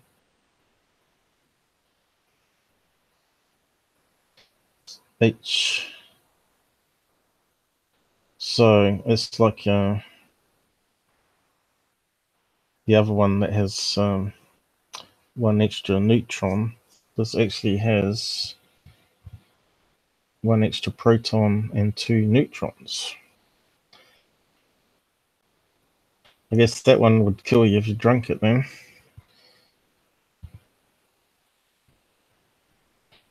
Or is it stable in water? I'm not sure.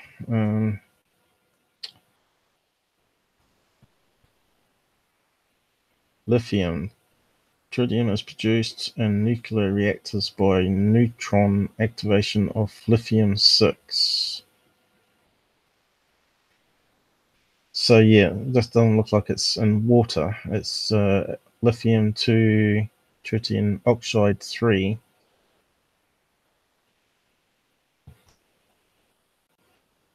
Or tritium is also produced in heavy water moderated reactors wherever a deuterium nucleus captures a neutron.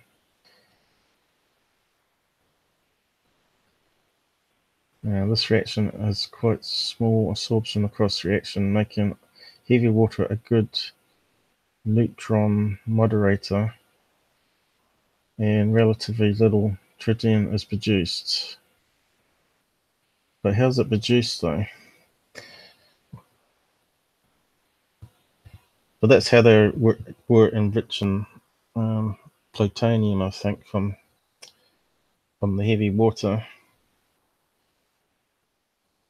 And wasn't helium-3 also on the moon, Saul? I kind of recall. So it's called helium-3 is actually tritium. So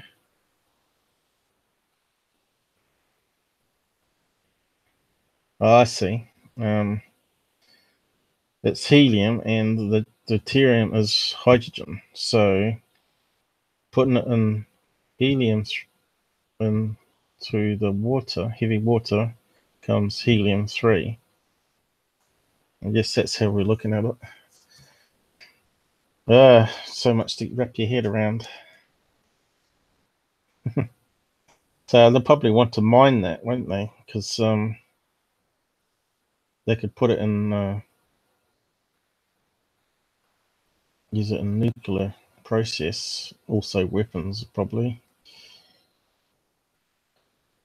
What's helium-3 used for?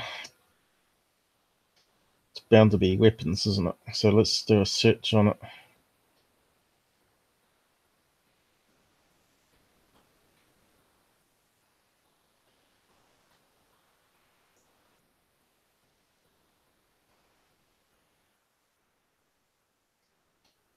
Maybe this is the space race to the moon and other planets and other moons around the planets. They want the helium-3 and the other resources. Helium-3 is a gas that has the potential to be used as a fuel in future nuclear fusion power plants. So there you go, the race for fusion power. There is very little helium-3 available on Earth, however, there is thought to be significant supplies on the moon. So there you go. And of course on other moons as well. So it'd be, they reckon they're going to get fusion reactors in the next 20 years. Well, I've been here.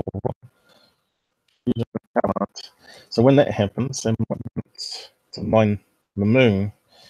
So what could be the bad thing of, say plant, not planet. What could be the downside of mining the moon? We could blow up the moon and destroy the Earth in the process, couldn't we? I think the moon should be off limits. should go and mine some other planet and destroy that, maybe. What's your thoughts on that, guys? Should we mine the moon? It should be protected like a reserve, like the rainforests. Isn't it on that what's that one called? That movie where he goes back in time. H.G. Wells remake one. Doesn't he go back and the moon splits in half when they're mining it? And it's half a moon and it affects all the tides and stuff on the planet. And the planet goes into ruin and dies. Yes, it's in the Time Machine, the remake. He looks up at the moon and it sort of snaps in half or it's broken in half. He keeps getting into the... what are you saying here? Are you both talking to each other or are you answering my question?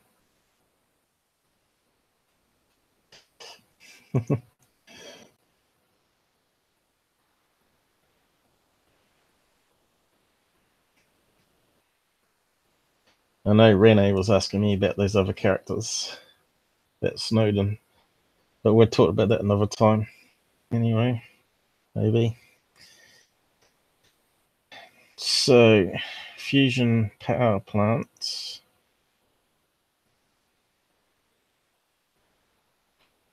So, what's the latest news on that? So, if we search on this year, we can see what the current news is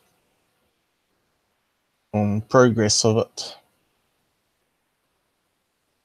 MIT receives millions to build fusion power plant within 15 years. That was March 2018.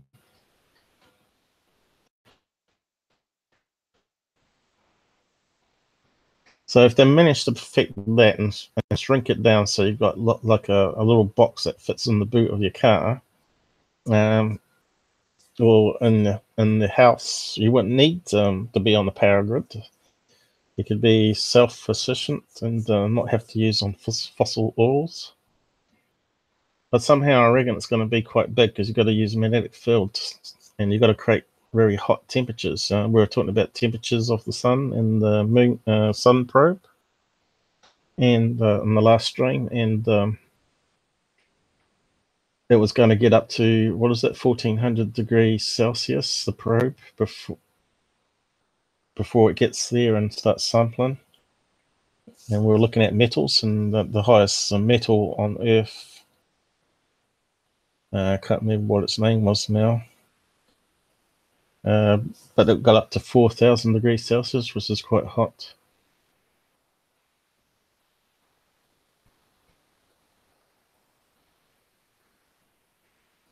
So MIT is constructing a miniature sun that could supply us with energy, generating 100 megawatts of fusion power.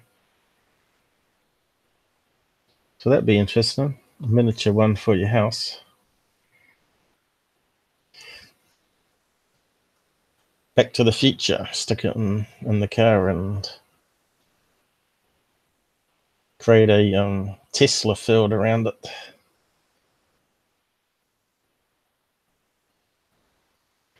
You can see that the oil companies wouldn't want to be back in this sort of stuff, would they? Because it'd be go broke. You can see the mini sun is not so mini though. If that's it there.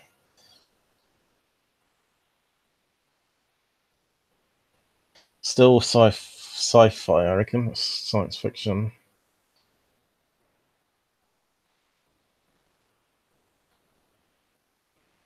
Mind you, if you look at the computer, how the size of the computer used to take up floors of buildings, and how much storage you could store, and that's scaled down within 50 years to a laptop that we're now currently using to do the live stream. So anything's possible, I guess.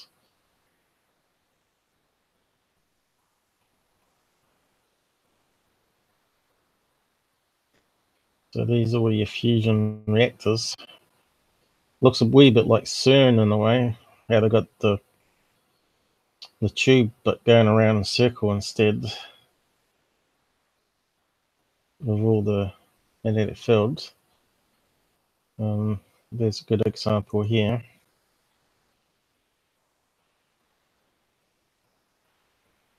Then scale up though.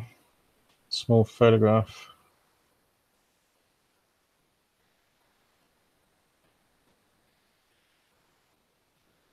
And then you got that one there. I think that's what MIT is trying to do. This one here, isn't it? With the laser beams going in to trigger like a miniature sun to occur through the helium-3, maybe. I'm not too sure how it all works. I suppose a lot of it would be top secret, isn't it?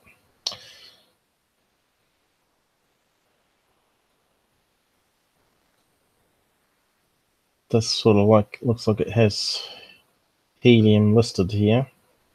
Got a couple of tanks. Not sure what D is and T is. It looks like it's got some chemicals or gases going in. Plasma heating. Magnetic cools around the outside because it would get very hot.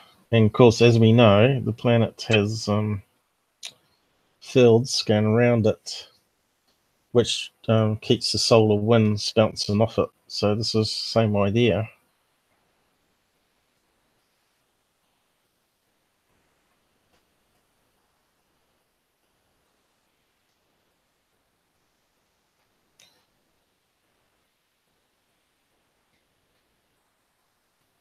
They must have spent quite a lot of money building all these different projects and experiments.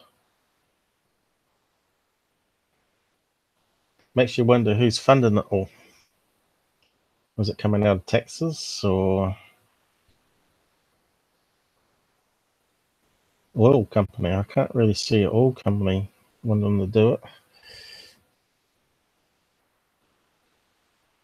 Anyway, that's probably enough on radiation. We've tried to figure out some stuff here. We're not experts on it.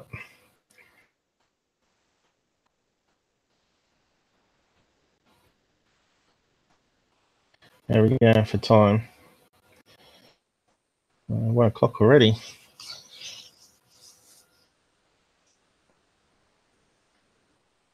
So the other thing I was going to look at was another MUFON case. I'll see if I can find the files for it. I probably need to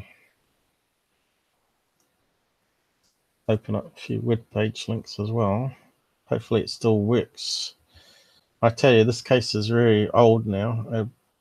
It came up probably in February this year, was it? Why is that not opening up? Oh, it's on the wrong screen. Okay.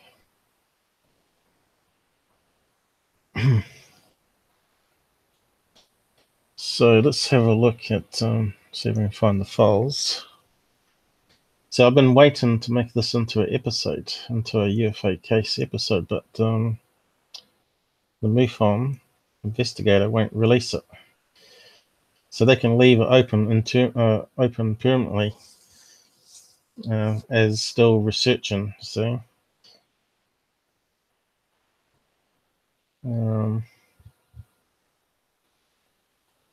There it is here, I think. Don't know if I saved the video or not. But I took a few screen dumps of stuff here that I was going to make a video from.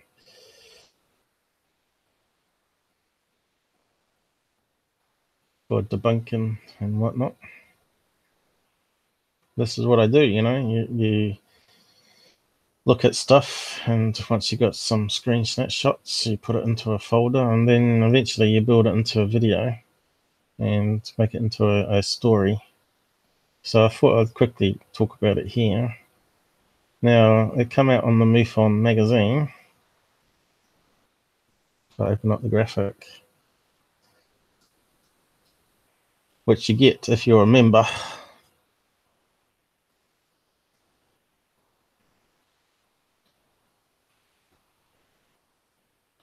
So Dosage yields evidence California family catches amazing footage.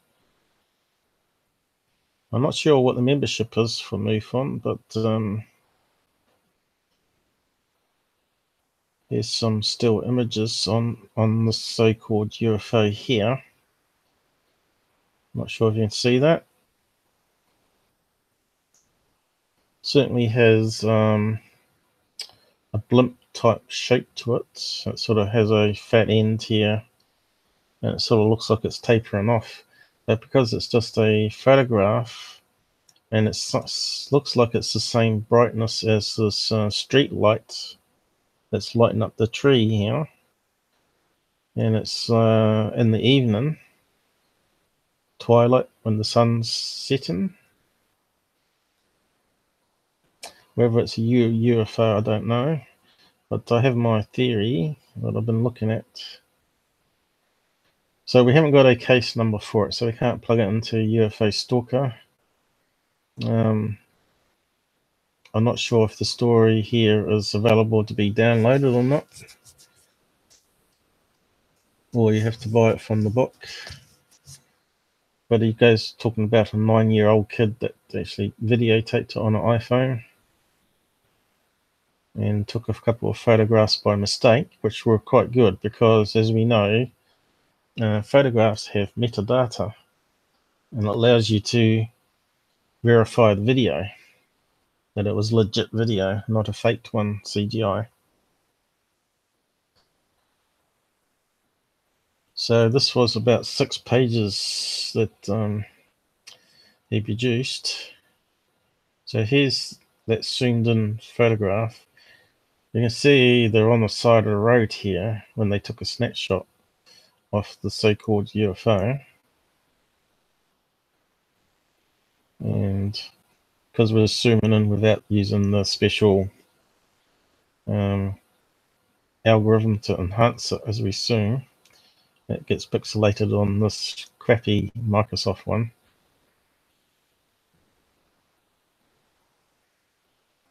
So this is the location here in the report of where it happened. And you can see it's got a busy highway there, California. So it happened here on this corner. Now, I'm not too sure which direction she was aiming it. That direction, maybe? Heading that way? I think we'd have to go back to the video photograph and see if we can see.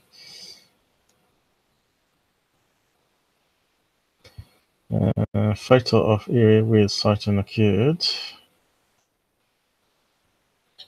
So here's a Google map of it. So it's on that corner. So the photograph actually had GPS on the image. So he's done a big write-up here, explain it all. Exit if data that we've sort of covered. Extended information on the JPEG image. So he presented this case at a meeting, and of course there were some critics like myself in the audience that said, hang on, are you sure it's a UFO? Have you not missed something? So so who we got with us still? Has anyone tapered off here? Oh, we got 5 watching. So I started looking at the obvious stuff like balloon, blimps, planes, and I want to see if we can find the video. Did I paste it somewhere?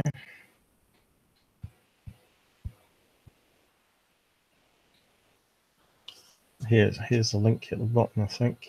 Hang on. See if I can find the link. Now it's talking about BLIMP. Normally I have a text file with the links.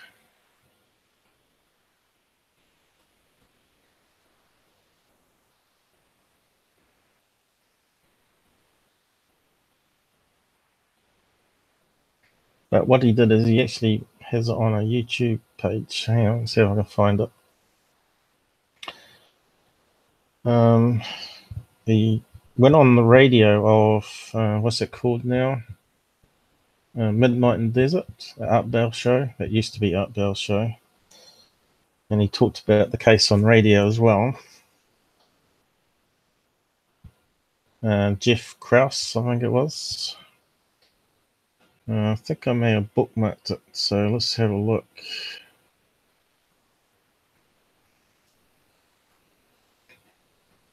So we can see a little video clip. It's not the full video, unfortunately. And so it can't really use it for analysis much.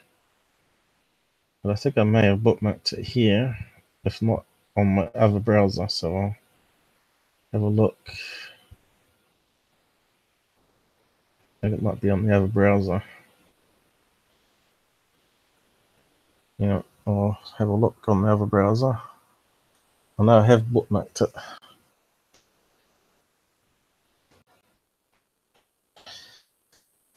The video is actually better than the photo alone, of course.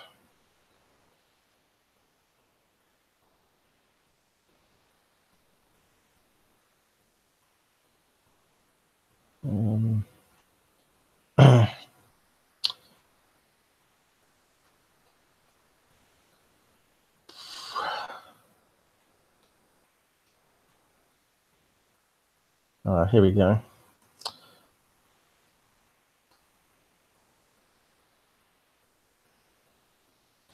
Let's see if the page opens up.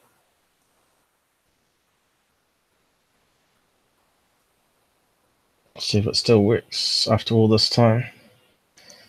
They might still have it up. Midnight in the Desert. Oh, here we go. So it was back in February, I think, and he's now analysed it in March.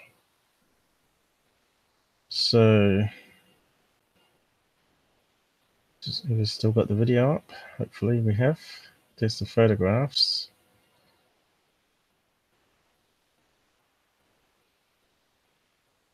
The video should be there. There it comes. So the video is still up. I think that's it there. So let's open it. I'll post the link to it so you can have a proper watch yourself. I'm not sure if you can listen to the radio show. I think you have to pay. I don't think it's available free.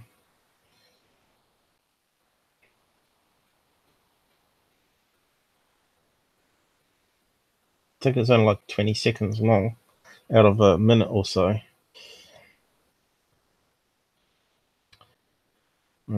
Taking forever to load though. So it looks like the wire fence coming up here. You can see she filmed it in portrait.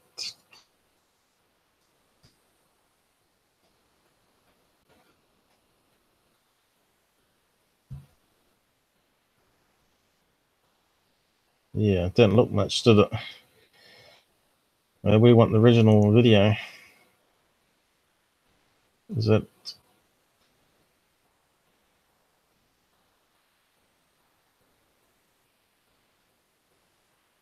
There it is, yeah. See how it faded out? See if we can play again.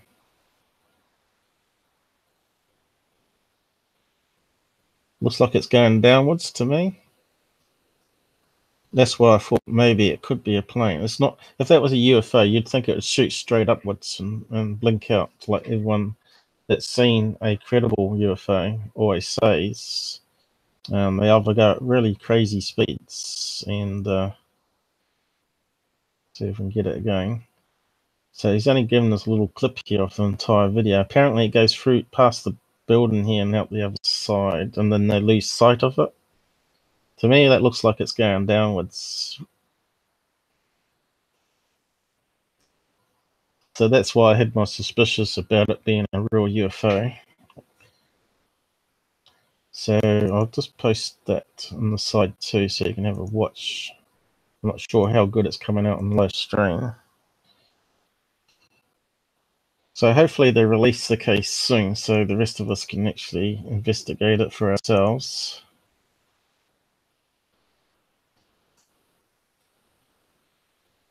Who we got here?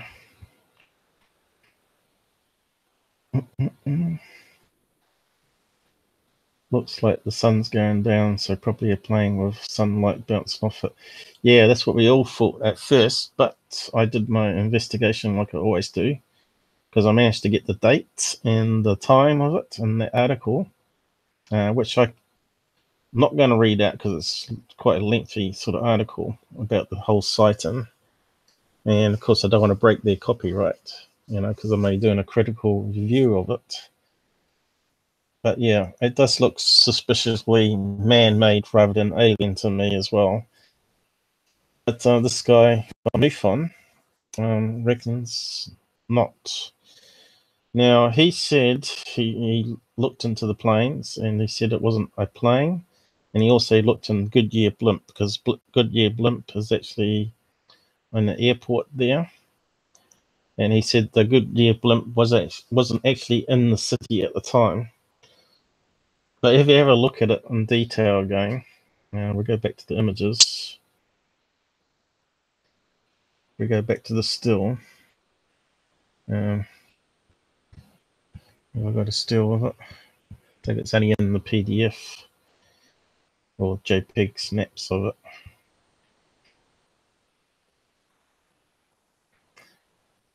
If you ever zoom in as much as possible, you can see it's definitely, you can't see a plane, and you can't see other lights that you'd get on the plane. So naturally, the other conclusion is it's a blimp that's being sunlit from the sun, and it's going downwards. It was going down this direction here. So if I could get hold of the original video, I could probably do some really good enhancements on it. Apparently, they sent it off to what's this guy, Mark D'Antio, who does the MUFON investigations on video, to have a look at. So what I did is I plugged it into Plane Finder and all that just to debunk it myself to see if he had missed anything. And here's snapshots at the end here, I think.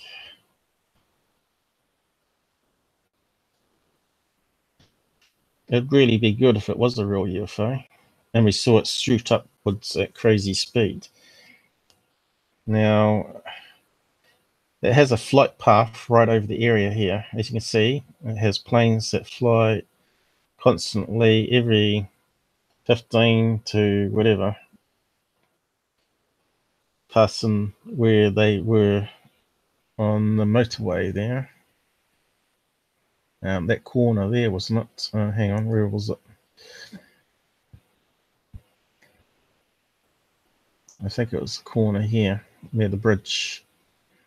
So there's definitely a plane coming that way, but not at the right time. 12th of March or 14th of March.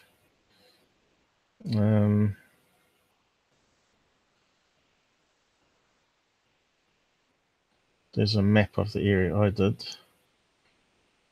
Satellite view of the area. So there's the location here. So the plane was coming in from Los Angeles airport, goes across this way, heading towards Mexico. So that's why I thought it was a plane too. But unfortunately, Plane Finder had no plane in the location. But we found out that Goodyear BLIMP is on the satellite image here. Not at LA airport, but another side airport. Can't remember what it was called now. Smaller airports. You can see it's a Goodyear BLIMP there. So we thought it could be that. Now there's another airport that's going over this side here. If you look on the maps, you can find it, I think. But plane finder, did I get any more plane finder ones to find the nearest one?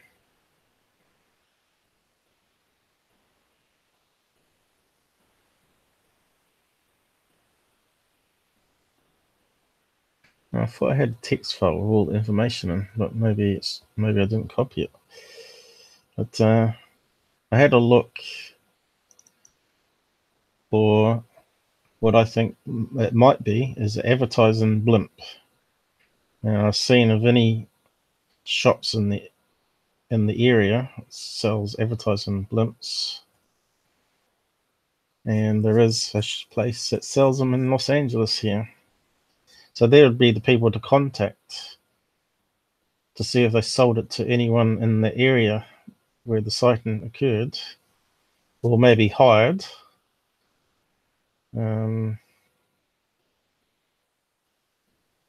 I don't know if he did that, but there's an example here of an advertising blimp which looks like that shape that we saw, and also looks like it could be sort of lit from within by a light even. And here's another example from the same company. 14-foot advertising blimps. I reckon it's something like this myself. And someone was pulling it down at sunset to shut up the shop, probably. So I'd probably drive around and see if any shops in the rough area where it was sighted have an advertising balloon. But I don't think he did that. So I don't know. In case we don't get information to all the case notes and stuff that was done. But it still puts questions on it, whether it could be a real UFO.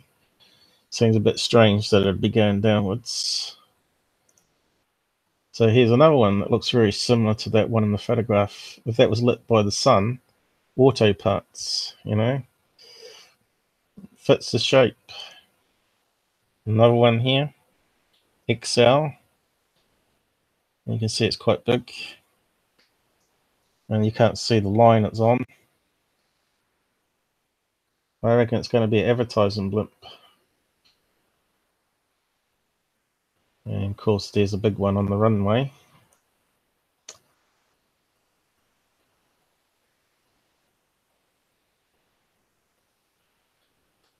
And back to the plane maps. But I think it was... We knew what time of day it was. That's 11th of March. I think it was the 12th of March. So previous day there was a plane there, but not on the 12th of March itself. Did I not take a snapshot of it? Normally I have all the snapshots. Maybe that was... No, that's not it. Plane finder? I only got one plane finder. I don't think there was any planes at that time, even remotely close. I think the nearest one was over this direction, going to the other airport. Not right over this area here.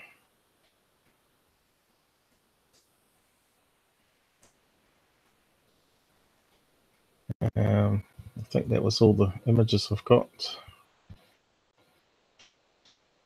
So yeah, I thought I'd just bring that one to your attention because it's quite an interesting case, but maybe not so interesting now that it could be an advertising blimp.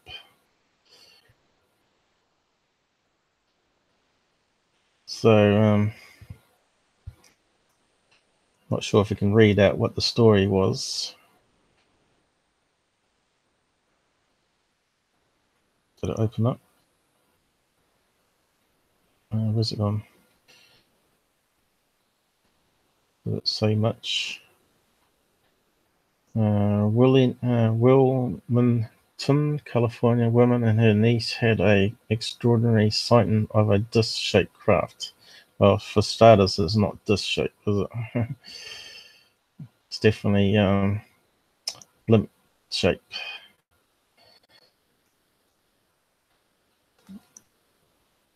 And craft, it travelled over C Street parallel to Harry S. Bridges Freeway Although astonished by their sighting, the driver had the presence of mind to have her 9-year-old niece try to get a video of the disc.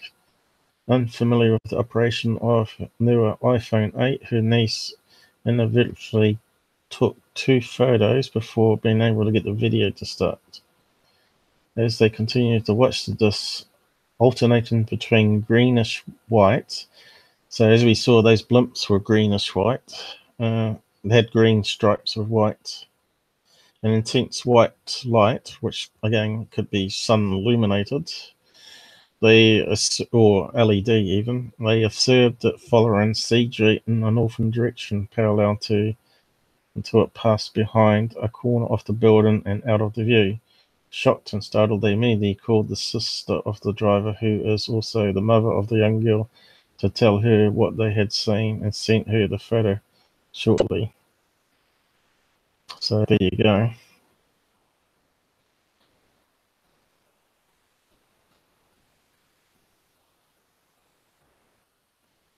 Looks like it's out of page sync. So it was on the March 18th, and I had the other photograph on the 11th. So when I plugged it into Plane Finder, there were no planes that sort of matched that size and that low down. Looks too low down to be a plane. Looks like it was a blimp. Still think it's a blimp. Advertising blimp. So he goes into detail here on his analysis, and he compared it to other MUFON cases, the slow UFO.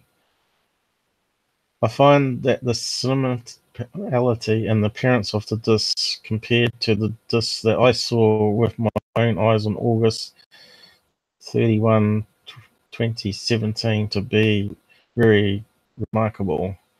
But not only are those two sightings similar, but I also amazed by the resemblance to another sighting I investigated MUFON case known as the slow UFO. The photo of that disc, although taken in daytime, is also identical to the disc.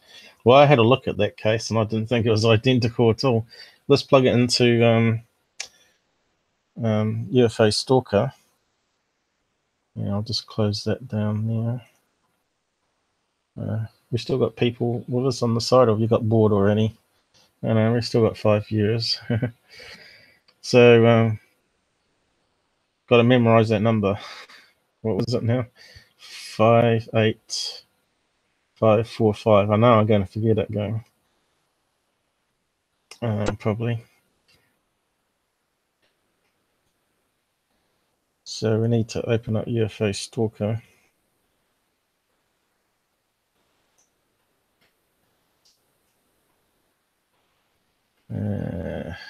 There.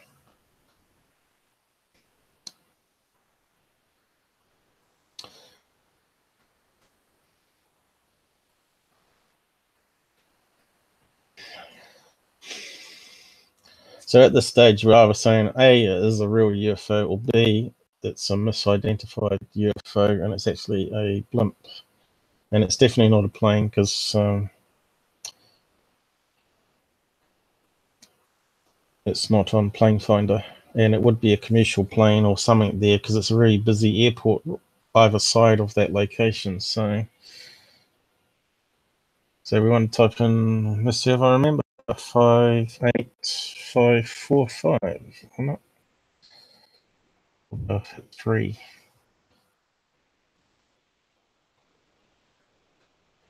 Probably hasn't got any photographs or anything. It's probably a really old case. 545, something like that, I think it was.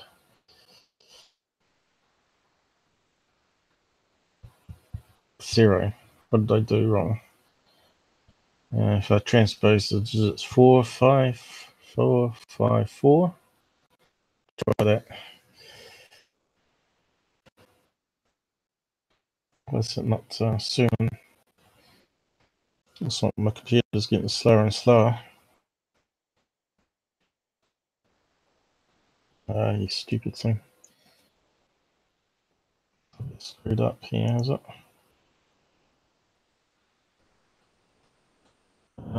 454, was it?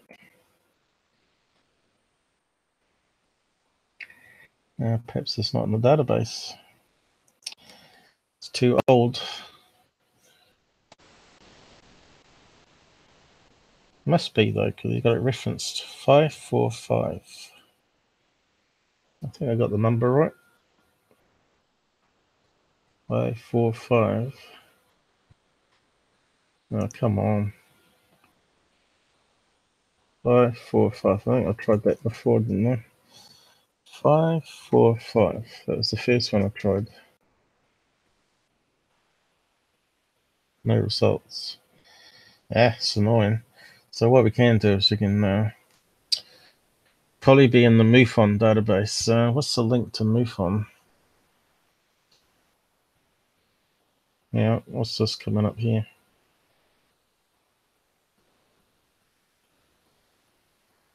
Disconnected. Why is it disconnected?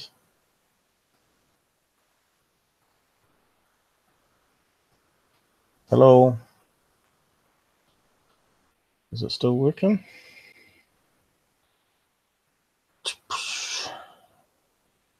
Maybe it got too slow over here. What happened? Is it still working?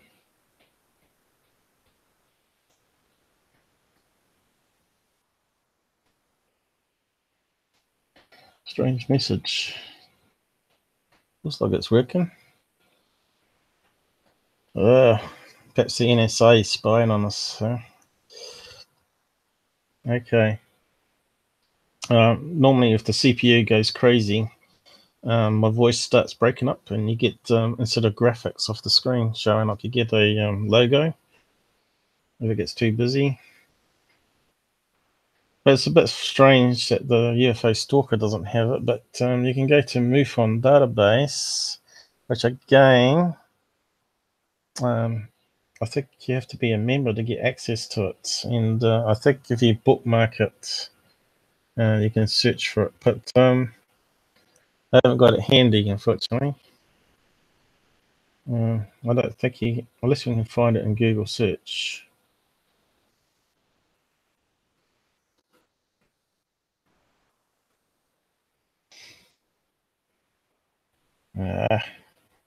MUFON DB search.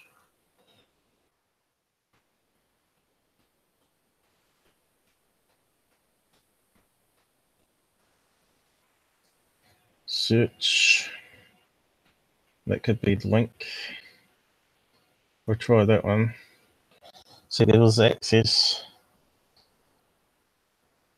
I don't think it looks like it might be the right link. Search database. Okay. So where can we plug the number in? There's a lot of fields on here.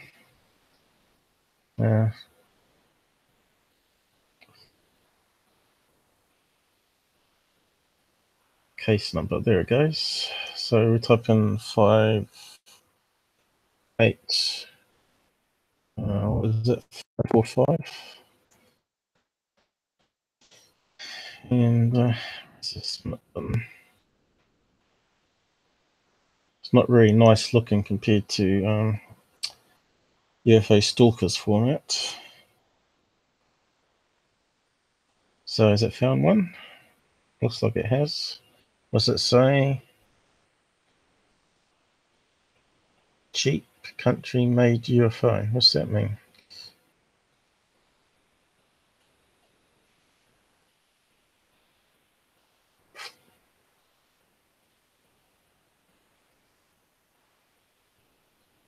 I don't know.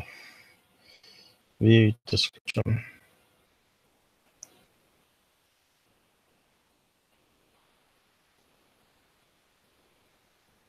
Taking forever.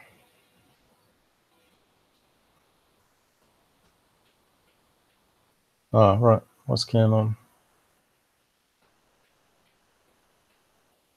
I'm not seeing it on my screen. Yet it's shown on Hangouts. That's weird. Why is it not showing up on my...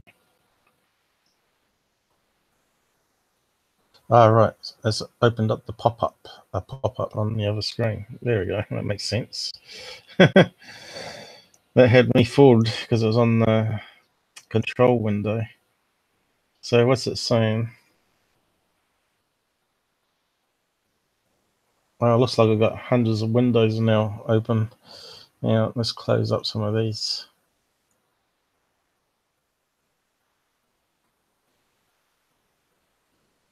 Oh, there we go. Oh, it's removed it from here now, is it? Let's try again. Let's put it on the other screen again.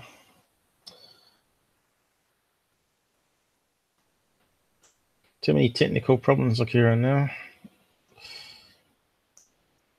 Is that the slow UFO though? We want to know if it's the right one. In my childhood, I was a daydreamer. Holy Cross school bus.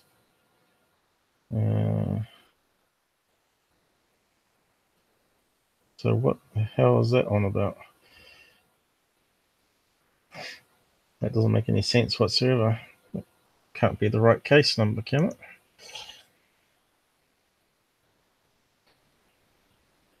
What have I done wrong?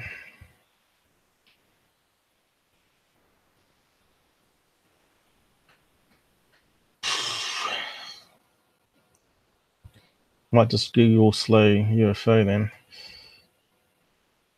58545. That's what I typed in, wasn't it? No, I don't know. It doesn't make any sense here, database. Oh well, forget that then.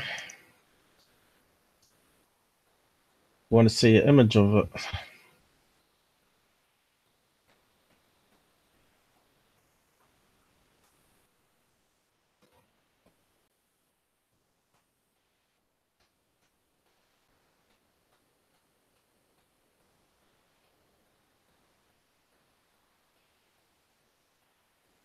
Oh, right. Looks like he had it pasted on the Midnight Desert. Anyway, let's go back to that page again.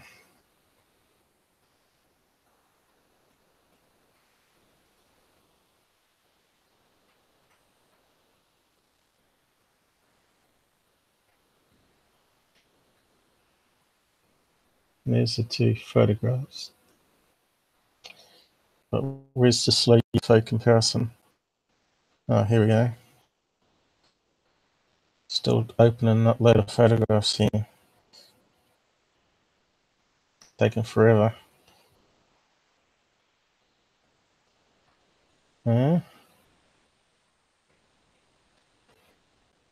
What's that got to do with that case? That's all different images from everything else, by the looks of it. Oh, there's the slow one at the end here, I think. Is that it? Here we go. Terrible photograph. Yeah, just a little... is that the UFO there, or is that the UFO there? A couple of little dots. Does it say slow? San Luis... Oh yeah, slow. That's what it stands for. San Luis Obispo. That must be the guy's name. Latin American UFO unclassified. Click for large image. So let's do that. So does it look that bright BLIMP shape look like this one? Yeah. That's the best we're going to get.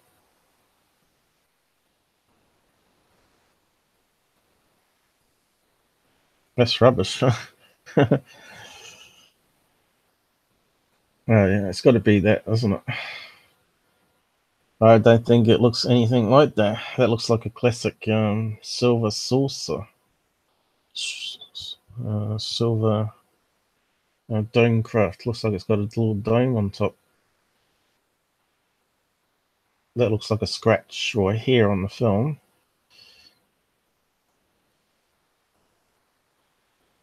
That was the other mark we saw, I think.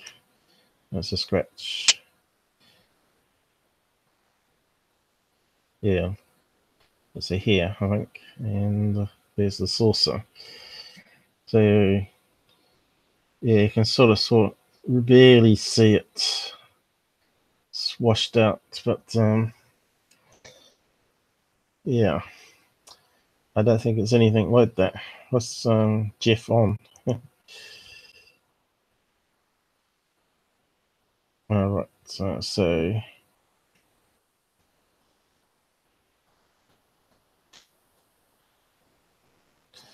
that's all we can do on that one, I think, for the time being.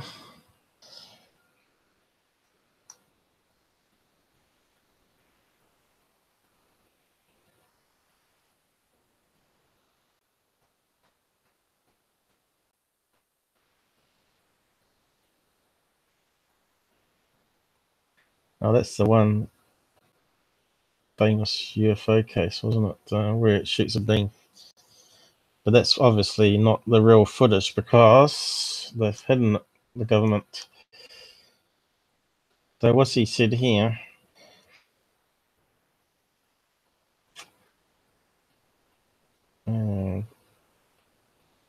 State Director of MUFON, California. Field Investigator Toolbook. Jeff is currently working on 2 books, the Field Investigators Toolbook books and the Slow UFO.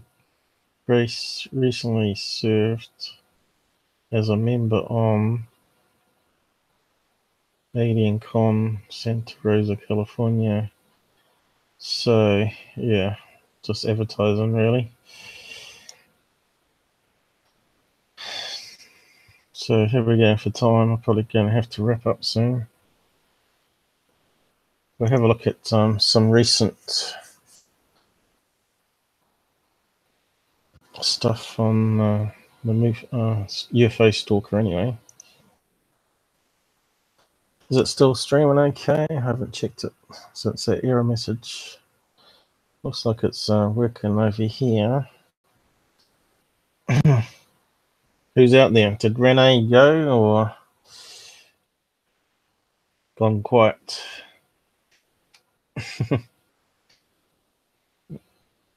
Here we got down here.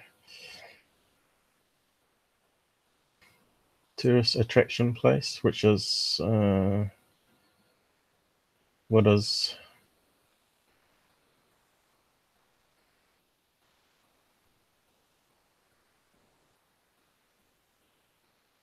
TRC? Not too sure I follow, but so we got last week 62 sightings worldwide. So we got one in US, Australia here. Very bright pulsating lights. So we'll have a look at that one. Queensland, Caboolture, August 21st. Looks like it's video. Normally a pulsating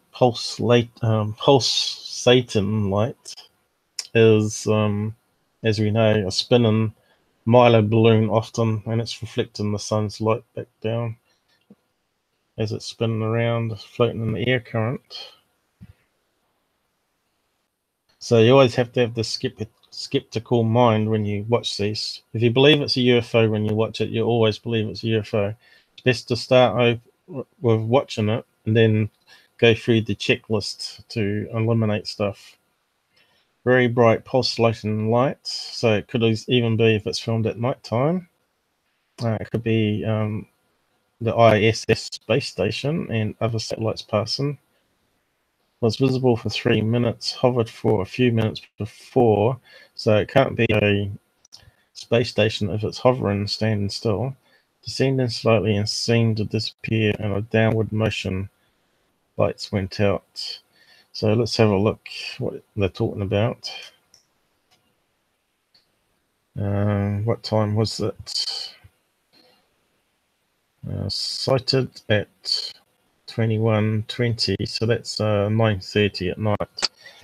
So it's not going to be a balloon then, because it's at night time. So it could be a plane or helicopter. And of course, a plane light will look like it's hovering if it's heading towards you or away from you. So I can load it to play it. So we'll do that.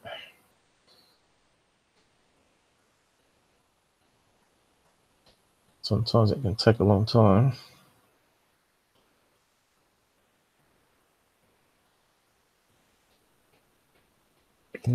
Looks like it's finished. Open.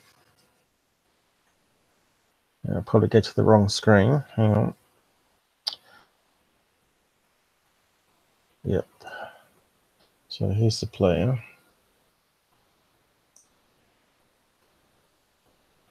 And it's got some sound, but you won't hear it. Oh yeah, it's not going to show as much, is it? A little tiny dot of white light there, up here. I'll see if I can zoom in on it.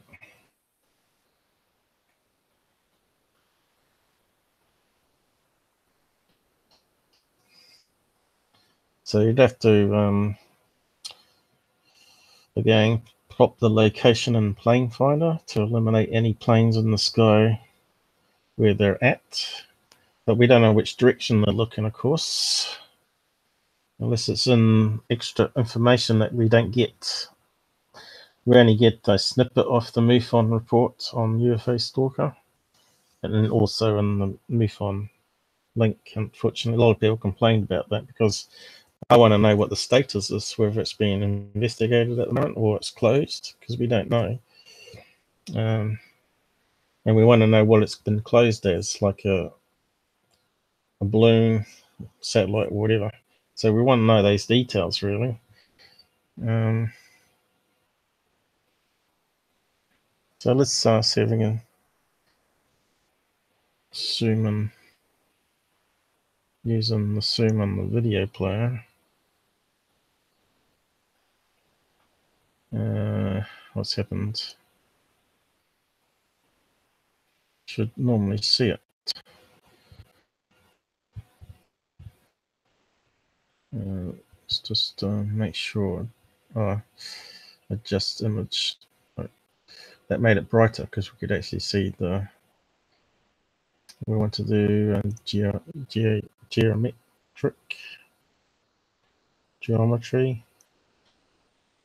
interactive zoom. I think it's one of these Apple things that doesn't work very well with this VLC version.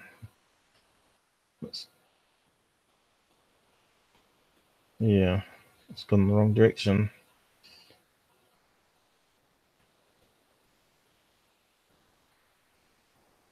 Yeah, that's no good. Doesn't work when it's on the side like that.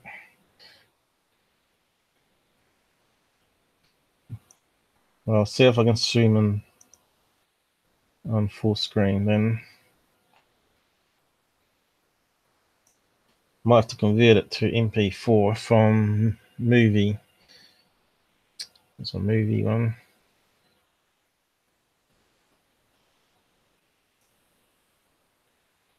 Well, this is a light.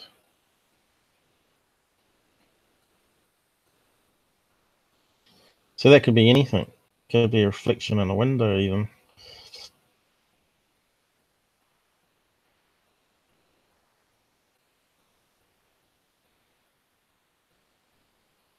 Don't know if you saw that little white dot. Definitely need to zoom it probably 2,000 times to be able to see what it's doing. It's not a really good case at all. Why can't we get some decent videos out of people? We got these HD cameras. And how many pixels was that one?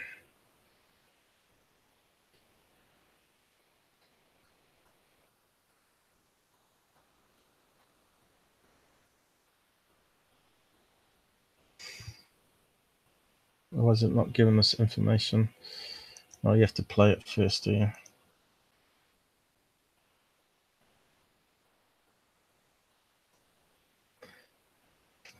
Anyway, I'll give you the link to it anyway, so you guys can watch it on your screens. Probably better than me trying to show it to you. See what you think of it.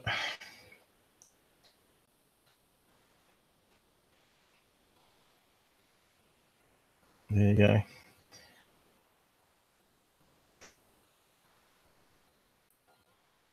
So let's see what pixel range it is. So now we've got the information coming up. It's only 1280 by 720p. That's pretty low res, isn't it? Now, if that's only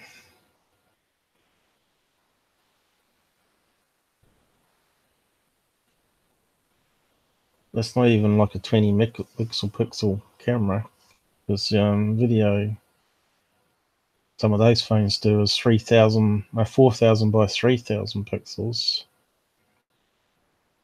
So that's equivalent to a 5 megapixel camera. Let's see. My brain's gone. But anyway, you can see here's some sort of light down the bottom here,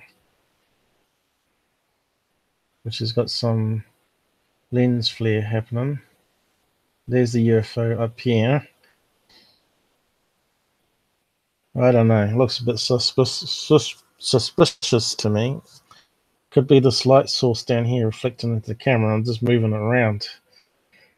I reckon it might be this lens flare. And he's just moving the camera around to simulate it. They get quite a few fakes being submitted to MUFON to see if they can get away with it. Oh yeah, that's all right. We'll see if we can find some better footage to look at. Move around. Is there any in New Zealand? Oh look, that's stupid, this program. It's now showing lots of UFO sightings in Australia. Now they all disappeared again. Doesn't make any sense whatsoever. How do I get them back? It won't show up now.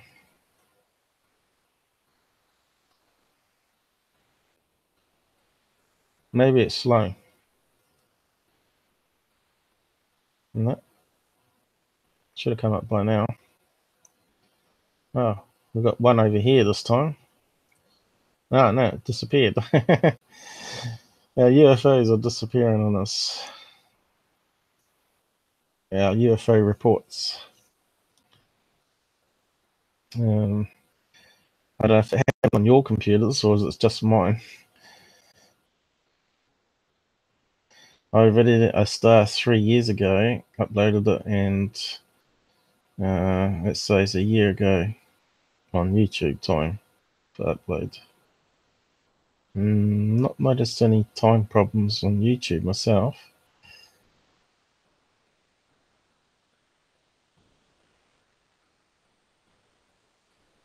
Yeah, Google's mucking around with the search. You can't find anything on the search anymore. They mucked around with the search algorithm. It's all to do with this crazy stuff with the left versus right politics in America. They've sort of gone crazy over Trump. And now they've stuffed up censorship and Alex Jones and all that at the moment. It won't come out of zoom down again. I was just trying to get those other UFO the shot. The reports on this map.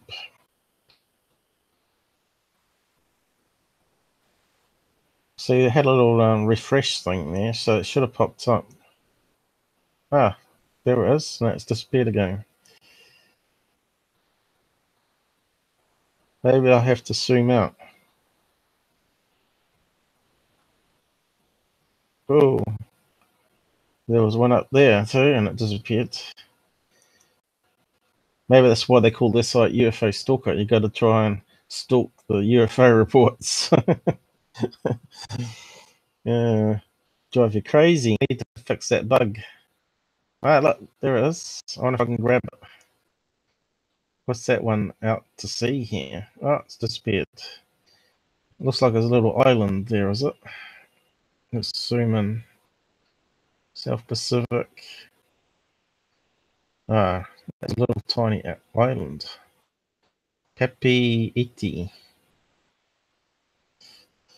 I'm not sure if that's how you say it.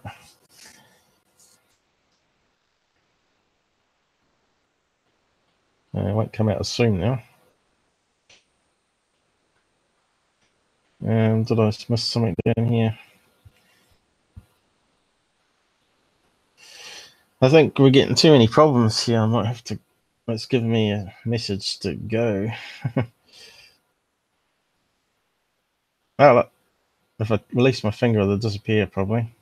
Ah! Let's do a refresh on the page. Maybe that'll fix it.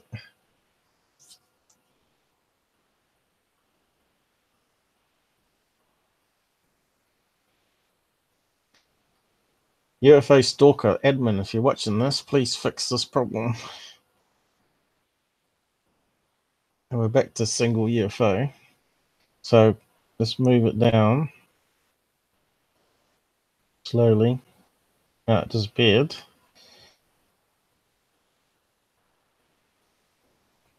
And we can't get it back. Alright. So there we go. We got some. As long as I don't move it. So what's this one? No photo. Went out to sea here. Oh, I scrolled the map, unfortunately. Oh no. I'm going to lose it, aren't I? Oh no, still with us. Ah! It's frustrating.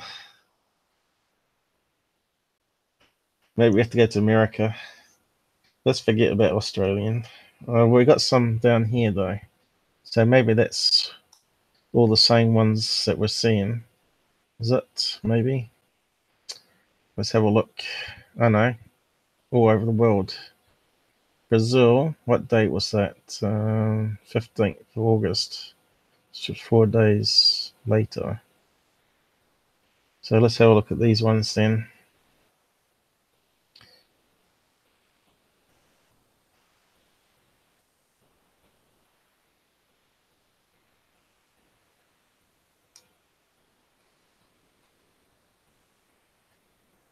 That's another video.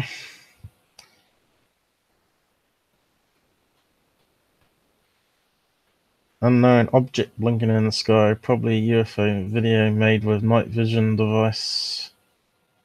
What's it mean, probably?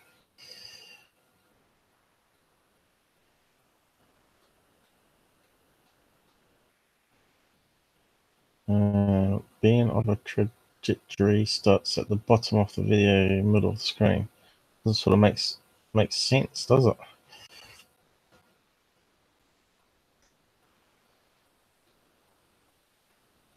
I wonder if you can watch it without downloading it.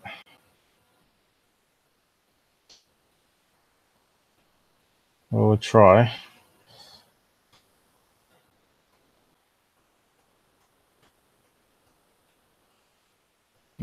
It's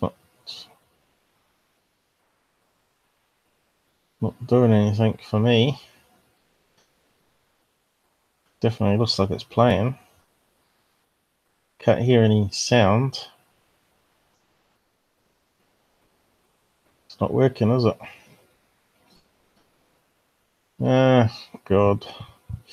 Move on to the next one. probably in some strange video format maybe, and the online player doesn't play it.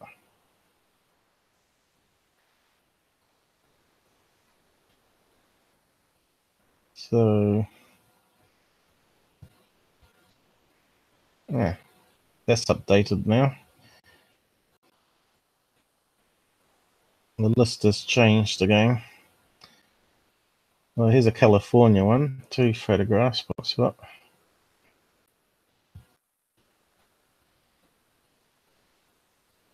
So what's it saying? It won't zoom in.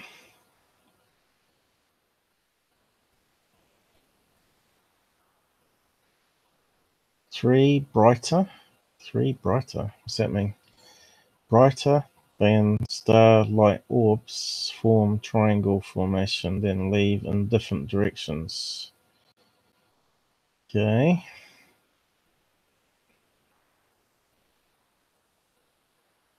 Yeah, this is a photograph.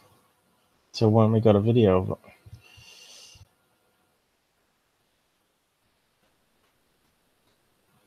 So that's not going to really tell us much, is it?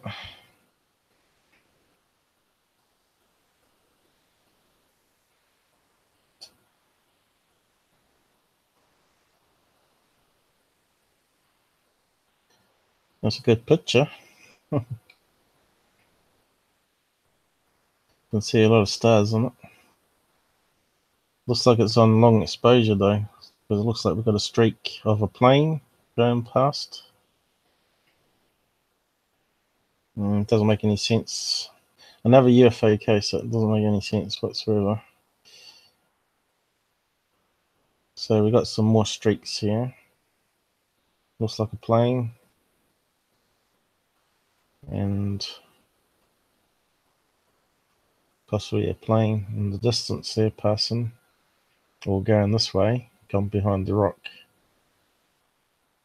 Don't see any triangles. See lots of good stars and planets. Milky Way, is it? Going across that way.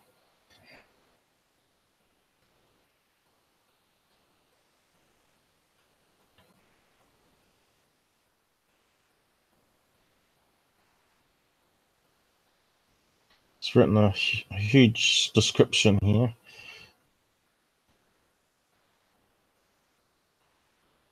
Last Sunday night,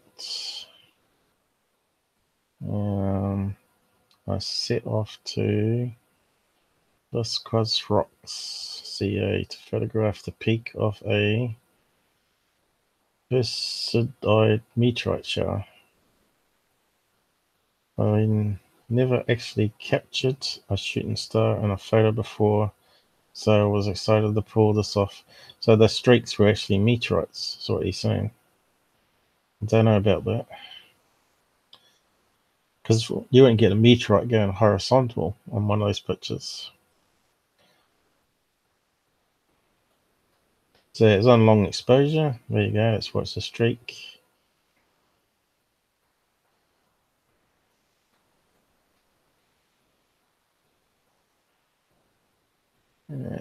I saw 3 brighter than star orbs appear in the northern sky. So you didn't actually take a photograph of it then?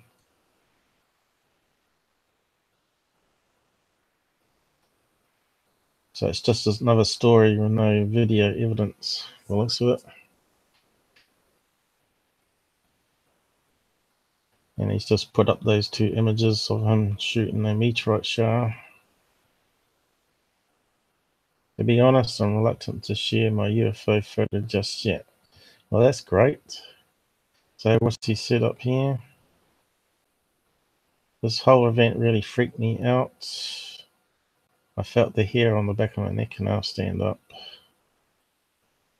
I was basically overwhelmed. After viewing my shot, I just couldn't stay there any longer, so I packed up and left immediately to drive back home. And Los Angeles is still a blur, to be honest. I'm reluctant to share my UFO photo just yet.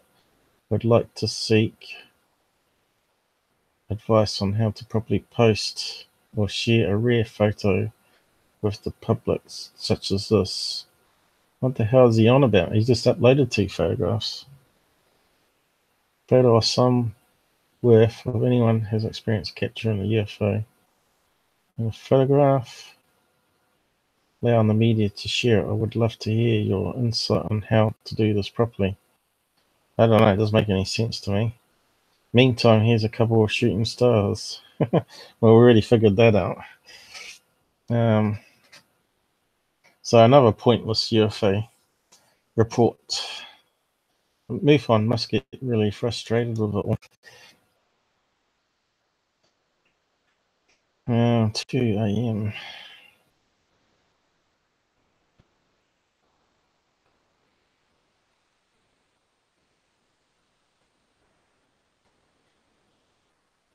Trying to build it up. What, the video sighting? I mean the UFO sighting.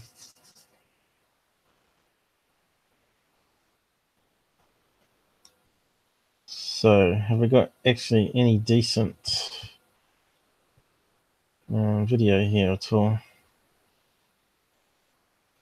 You can see a lot of the reports do not have any photograph. So that one sounds interesting, and it's got no photograph. Probably 3 football fields in length and had these little light top to bottom and possibly windows on the side. Doesn't even make sense, does it? What location was that? Reported 32 years later. So yeah, well there you go.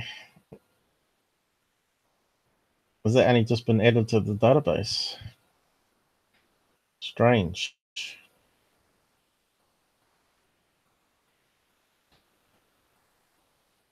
Well, that's why you didn't get a photograph. They didn't have mobile phones back then. Group of up to 10 star-looking objects moving together while beaming between them. Portugal, no photograph.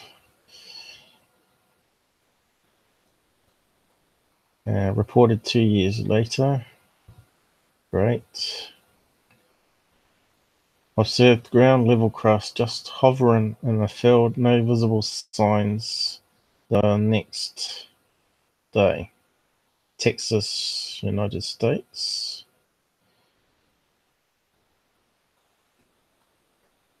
UFO directly, no noise, blue light, strange noises, communication, and entity footprints. And no photographs of it all. Great. Reported 2 years later. What do we got here? Still no photograph. Oh, here we got one. Seeing dark mass in picture, then white line showed up, orbs near sun and black. So that sounds like another silly one, but we'll have a look.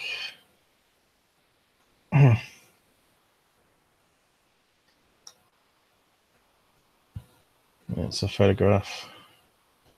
And it's on the side, which doesn't help. So we're looking at the sun behind a cloud.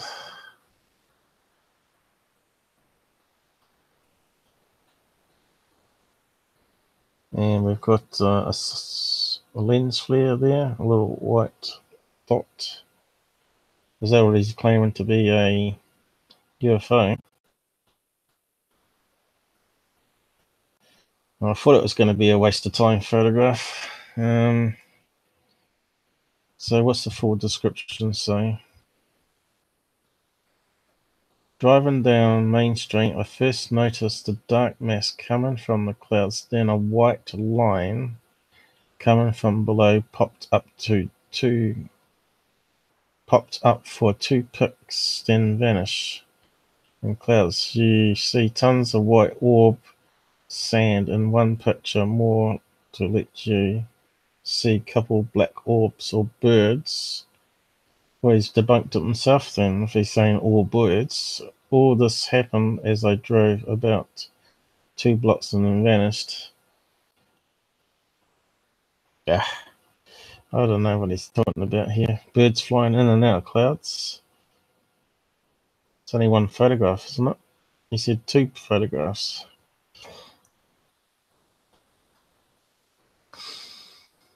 Can't see any black dots. Can see power lines. Can't see any birds. Apart from that lens flare there.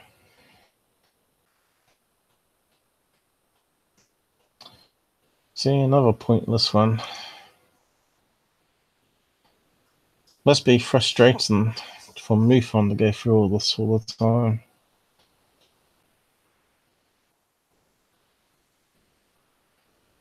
So we got some down here. So what's this one?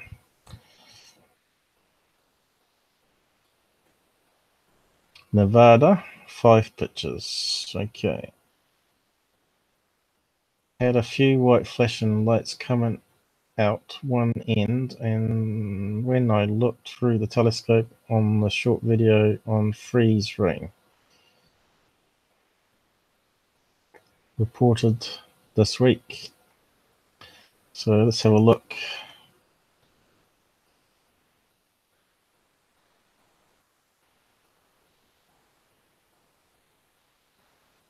So that's Nevada. So we've got some pictures here. We're in our backyard and looked up at a plane to the west and noticed when what appeared to be a planet. But it was too early for stars. I got my telescope out, noticed a round object that looked like a white balloon, probably because it was, and it got darker. So I saw that it had an orange appearance, like a few stripes, and saw a few flashing lights clearly. So it could be a LED colored balloon by that description. So we got some videos and some still frames. Have a look.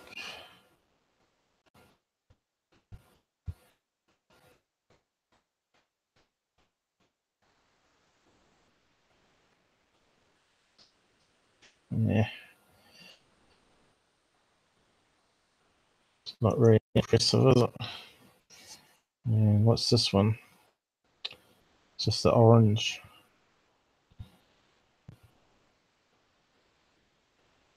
Still looks like a balloon. And now we're back to blue.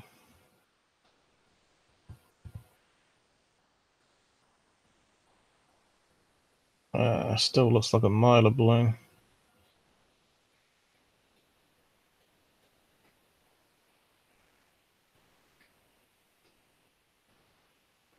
Or a latex balloon.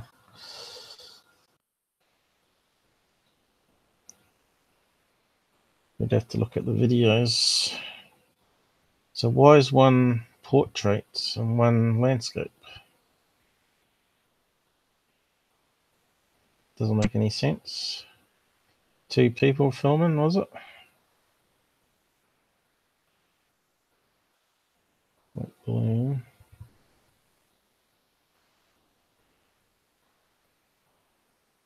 Note it was a slow hover for 2 hours, appearing to float about 1,000 feet. My wife saw a balloon-type object and the flashing lights that blinked. So could it be someone that's put a balloon up on a fishing line? Like an advertising balloon? I don't know. Strange. Doesn't look very impressive.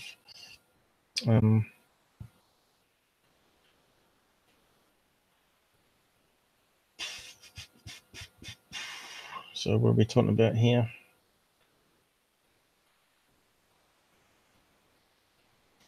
Alien spaceships. So let's see if this one plays.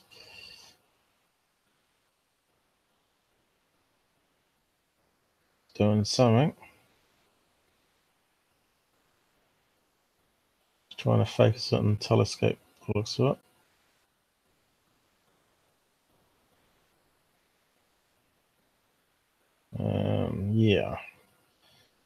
Didn't see anything like those photographs.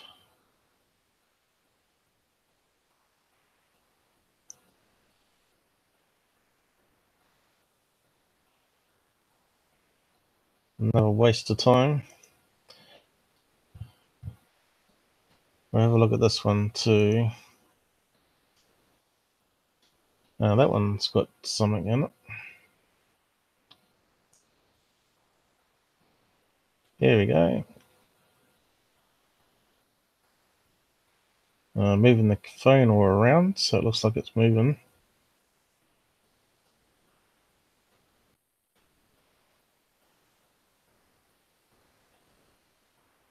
So we got no reference points here, so we don't know if it's the phone moving or the object moving.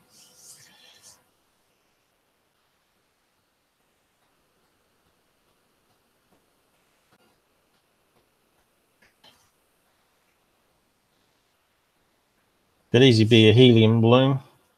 If there's no wind gust, it could hover for a couple of hours, easy, if you got no wind.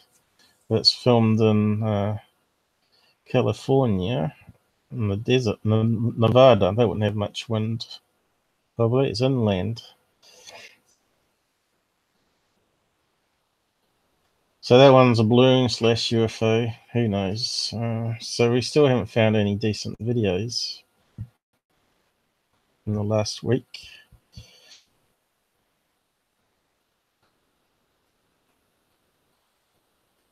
But it's getting to that stage where I'm probably going to wrap up now, guys, and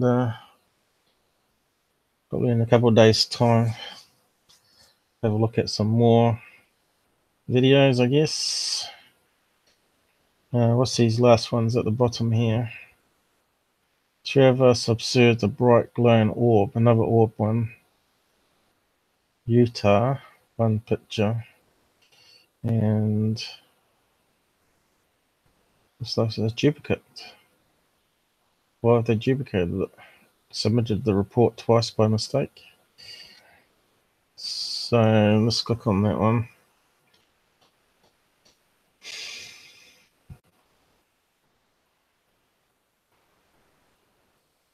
Looks like we've got a video.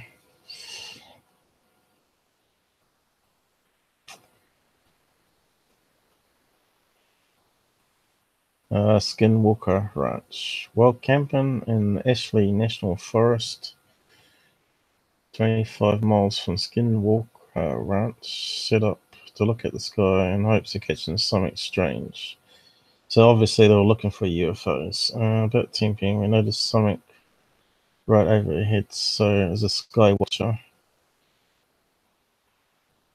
So let's have a look at this exciting video they took. And guess what? It's broken.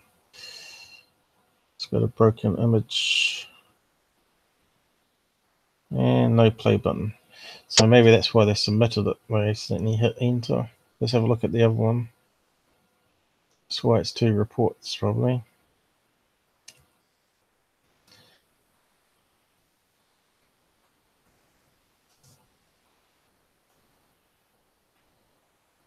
That one looks like it might be working. Nope. Or was that the same one I looked at before? No, that one's not working. Perhaps they submitted it again. Notice it wasn't playing.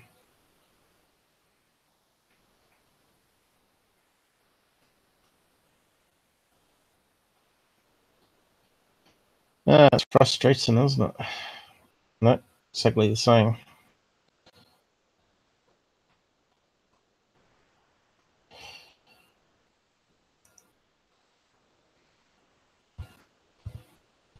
I think we've covered quite a bit of stuff tonight anyway. We got one interesting case from MUFON. That one was the BLIMP one.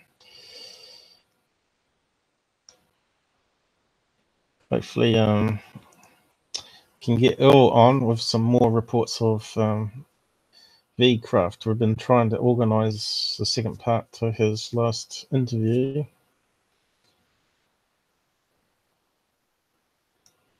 Page 2. So what have we got here? Bright star above moon. Moved.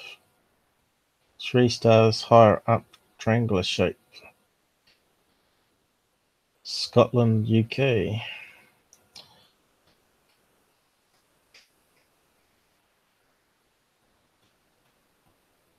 Yeah, no, he's just drawn a picture. Yeah.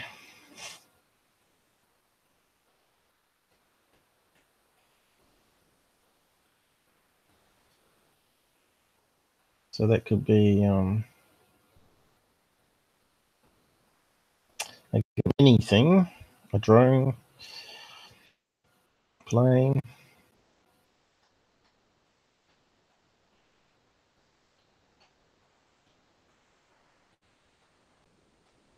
Another one, orb. It seems like orb is all people catch.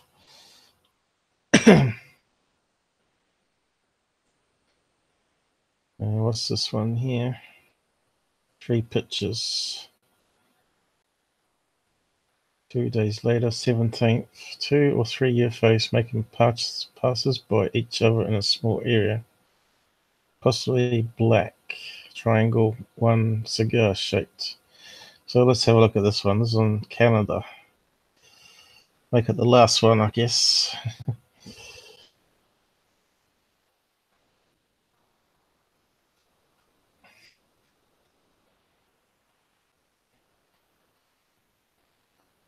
Yeah, there's another one on the side.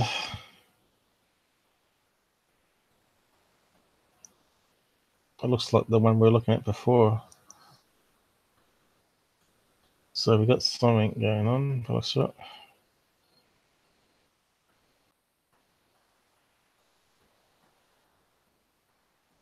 So what's that down the side here?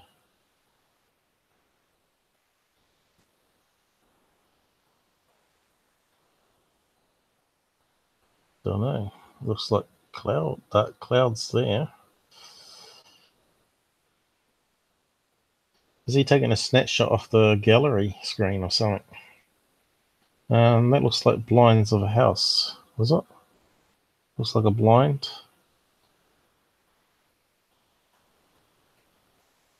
Really weird. It's on the side. What's that underneath? Don't know. It's like a curtain, blind. Doesn't make any sense whatsoever. Oh no, it's a fence. There we go. If we turn it around, it's a fence, a deck of a house. That's what it is. Oh yeah, trees. I'm not sure what that there is. Some bright thing which I thought was a cord for the blinds is actually some grass area by the looks of it. What's that there though? That's strange. It looks like artificially added to the image to me. Oh no, it's lens blur. It's a bright object that's blurred as he's moved the camera. So it's not going to be very good photograph, looks like. It's only one photograph. So let's have a look at the videos if they play. At least it's round the right way. Here we go. Now what are we looking at? Looks like a car headlight or something there.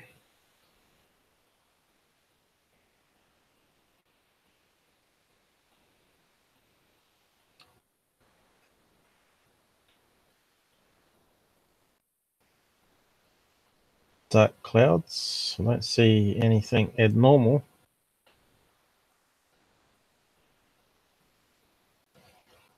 Looks like car headlights or house lights. Oh, this guy's pulling our legs, isn't he? Hey?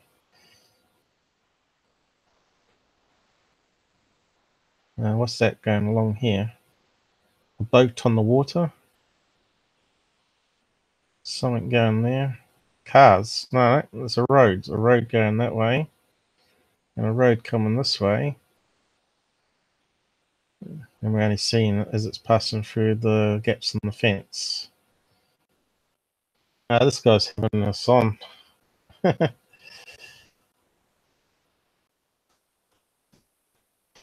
Oh well. It went unsoon for some reason. Come on, unsoon.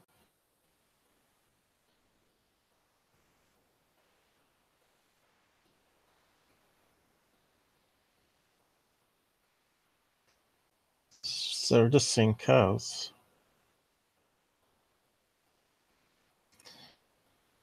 So what did he say on this one again?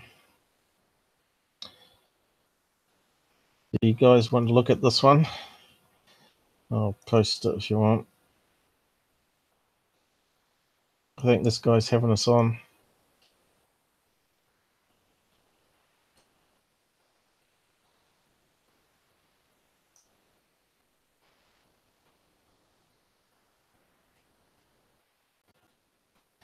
So what was the guy saying? I was standing. I was sitting watching TV in my living room before the sunset completely. Something moved in the sky and caught my eyes just with the naked eye. I saw a black objects passing each other in a pretty small, brighter area in the sky. I didn't see that. Cigar-shaped problem.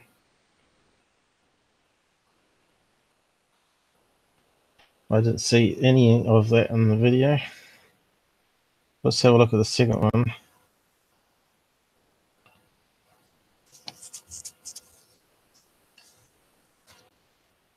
So he's talking about here, is he? Let's see if I can zoom in more.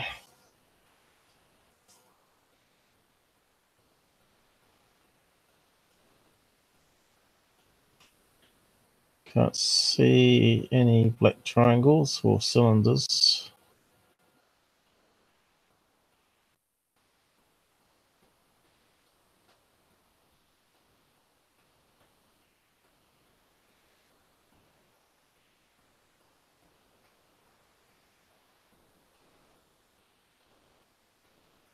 We've got something here.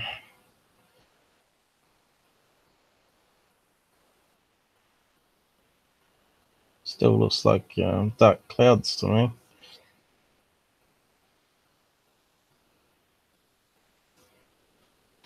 Well, these guys have a look on your computers, see if you can spot it, and let me know next time. But I can't see anything unusual on that video.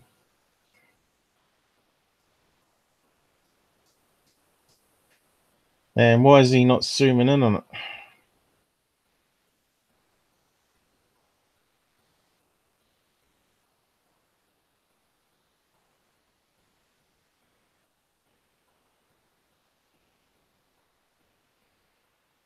I think they're just a black cloud. Didn't see anything zooming.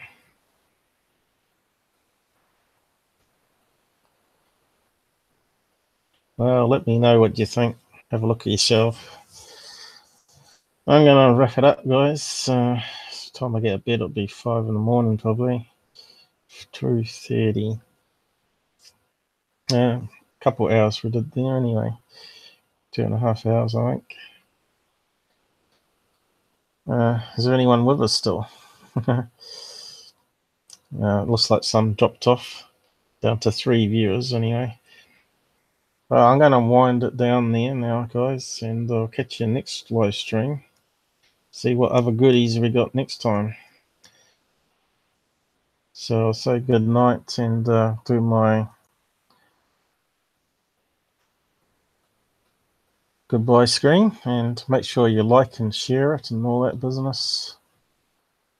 Yeah, so more people can come and join us.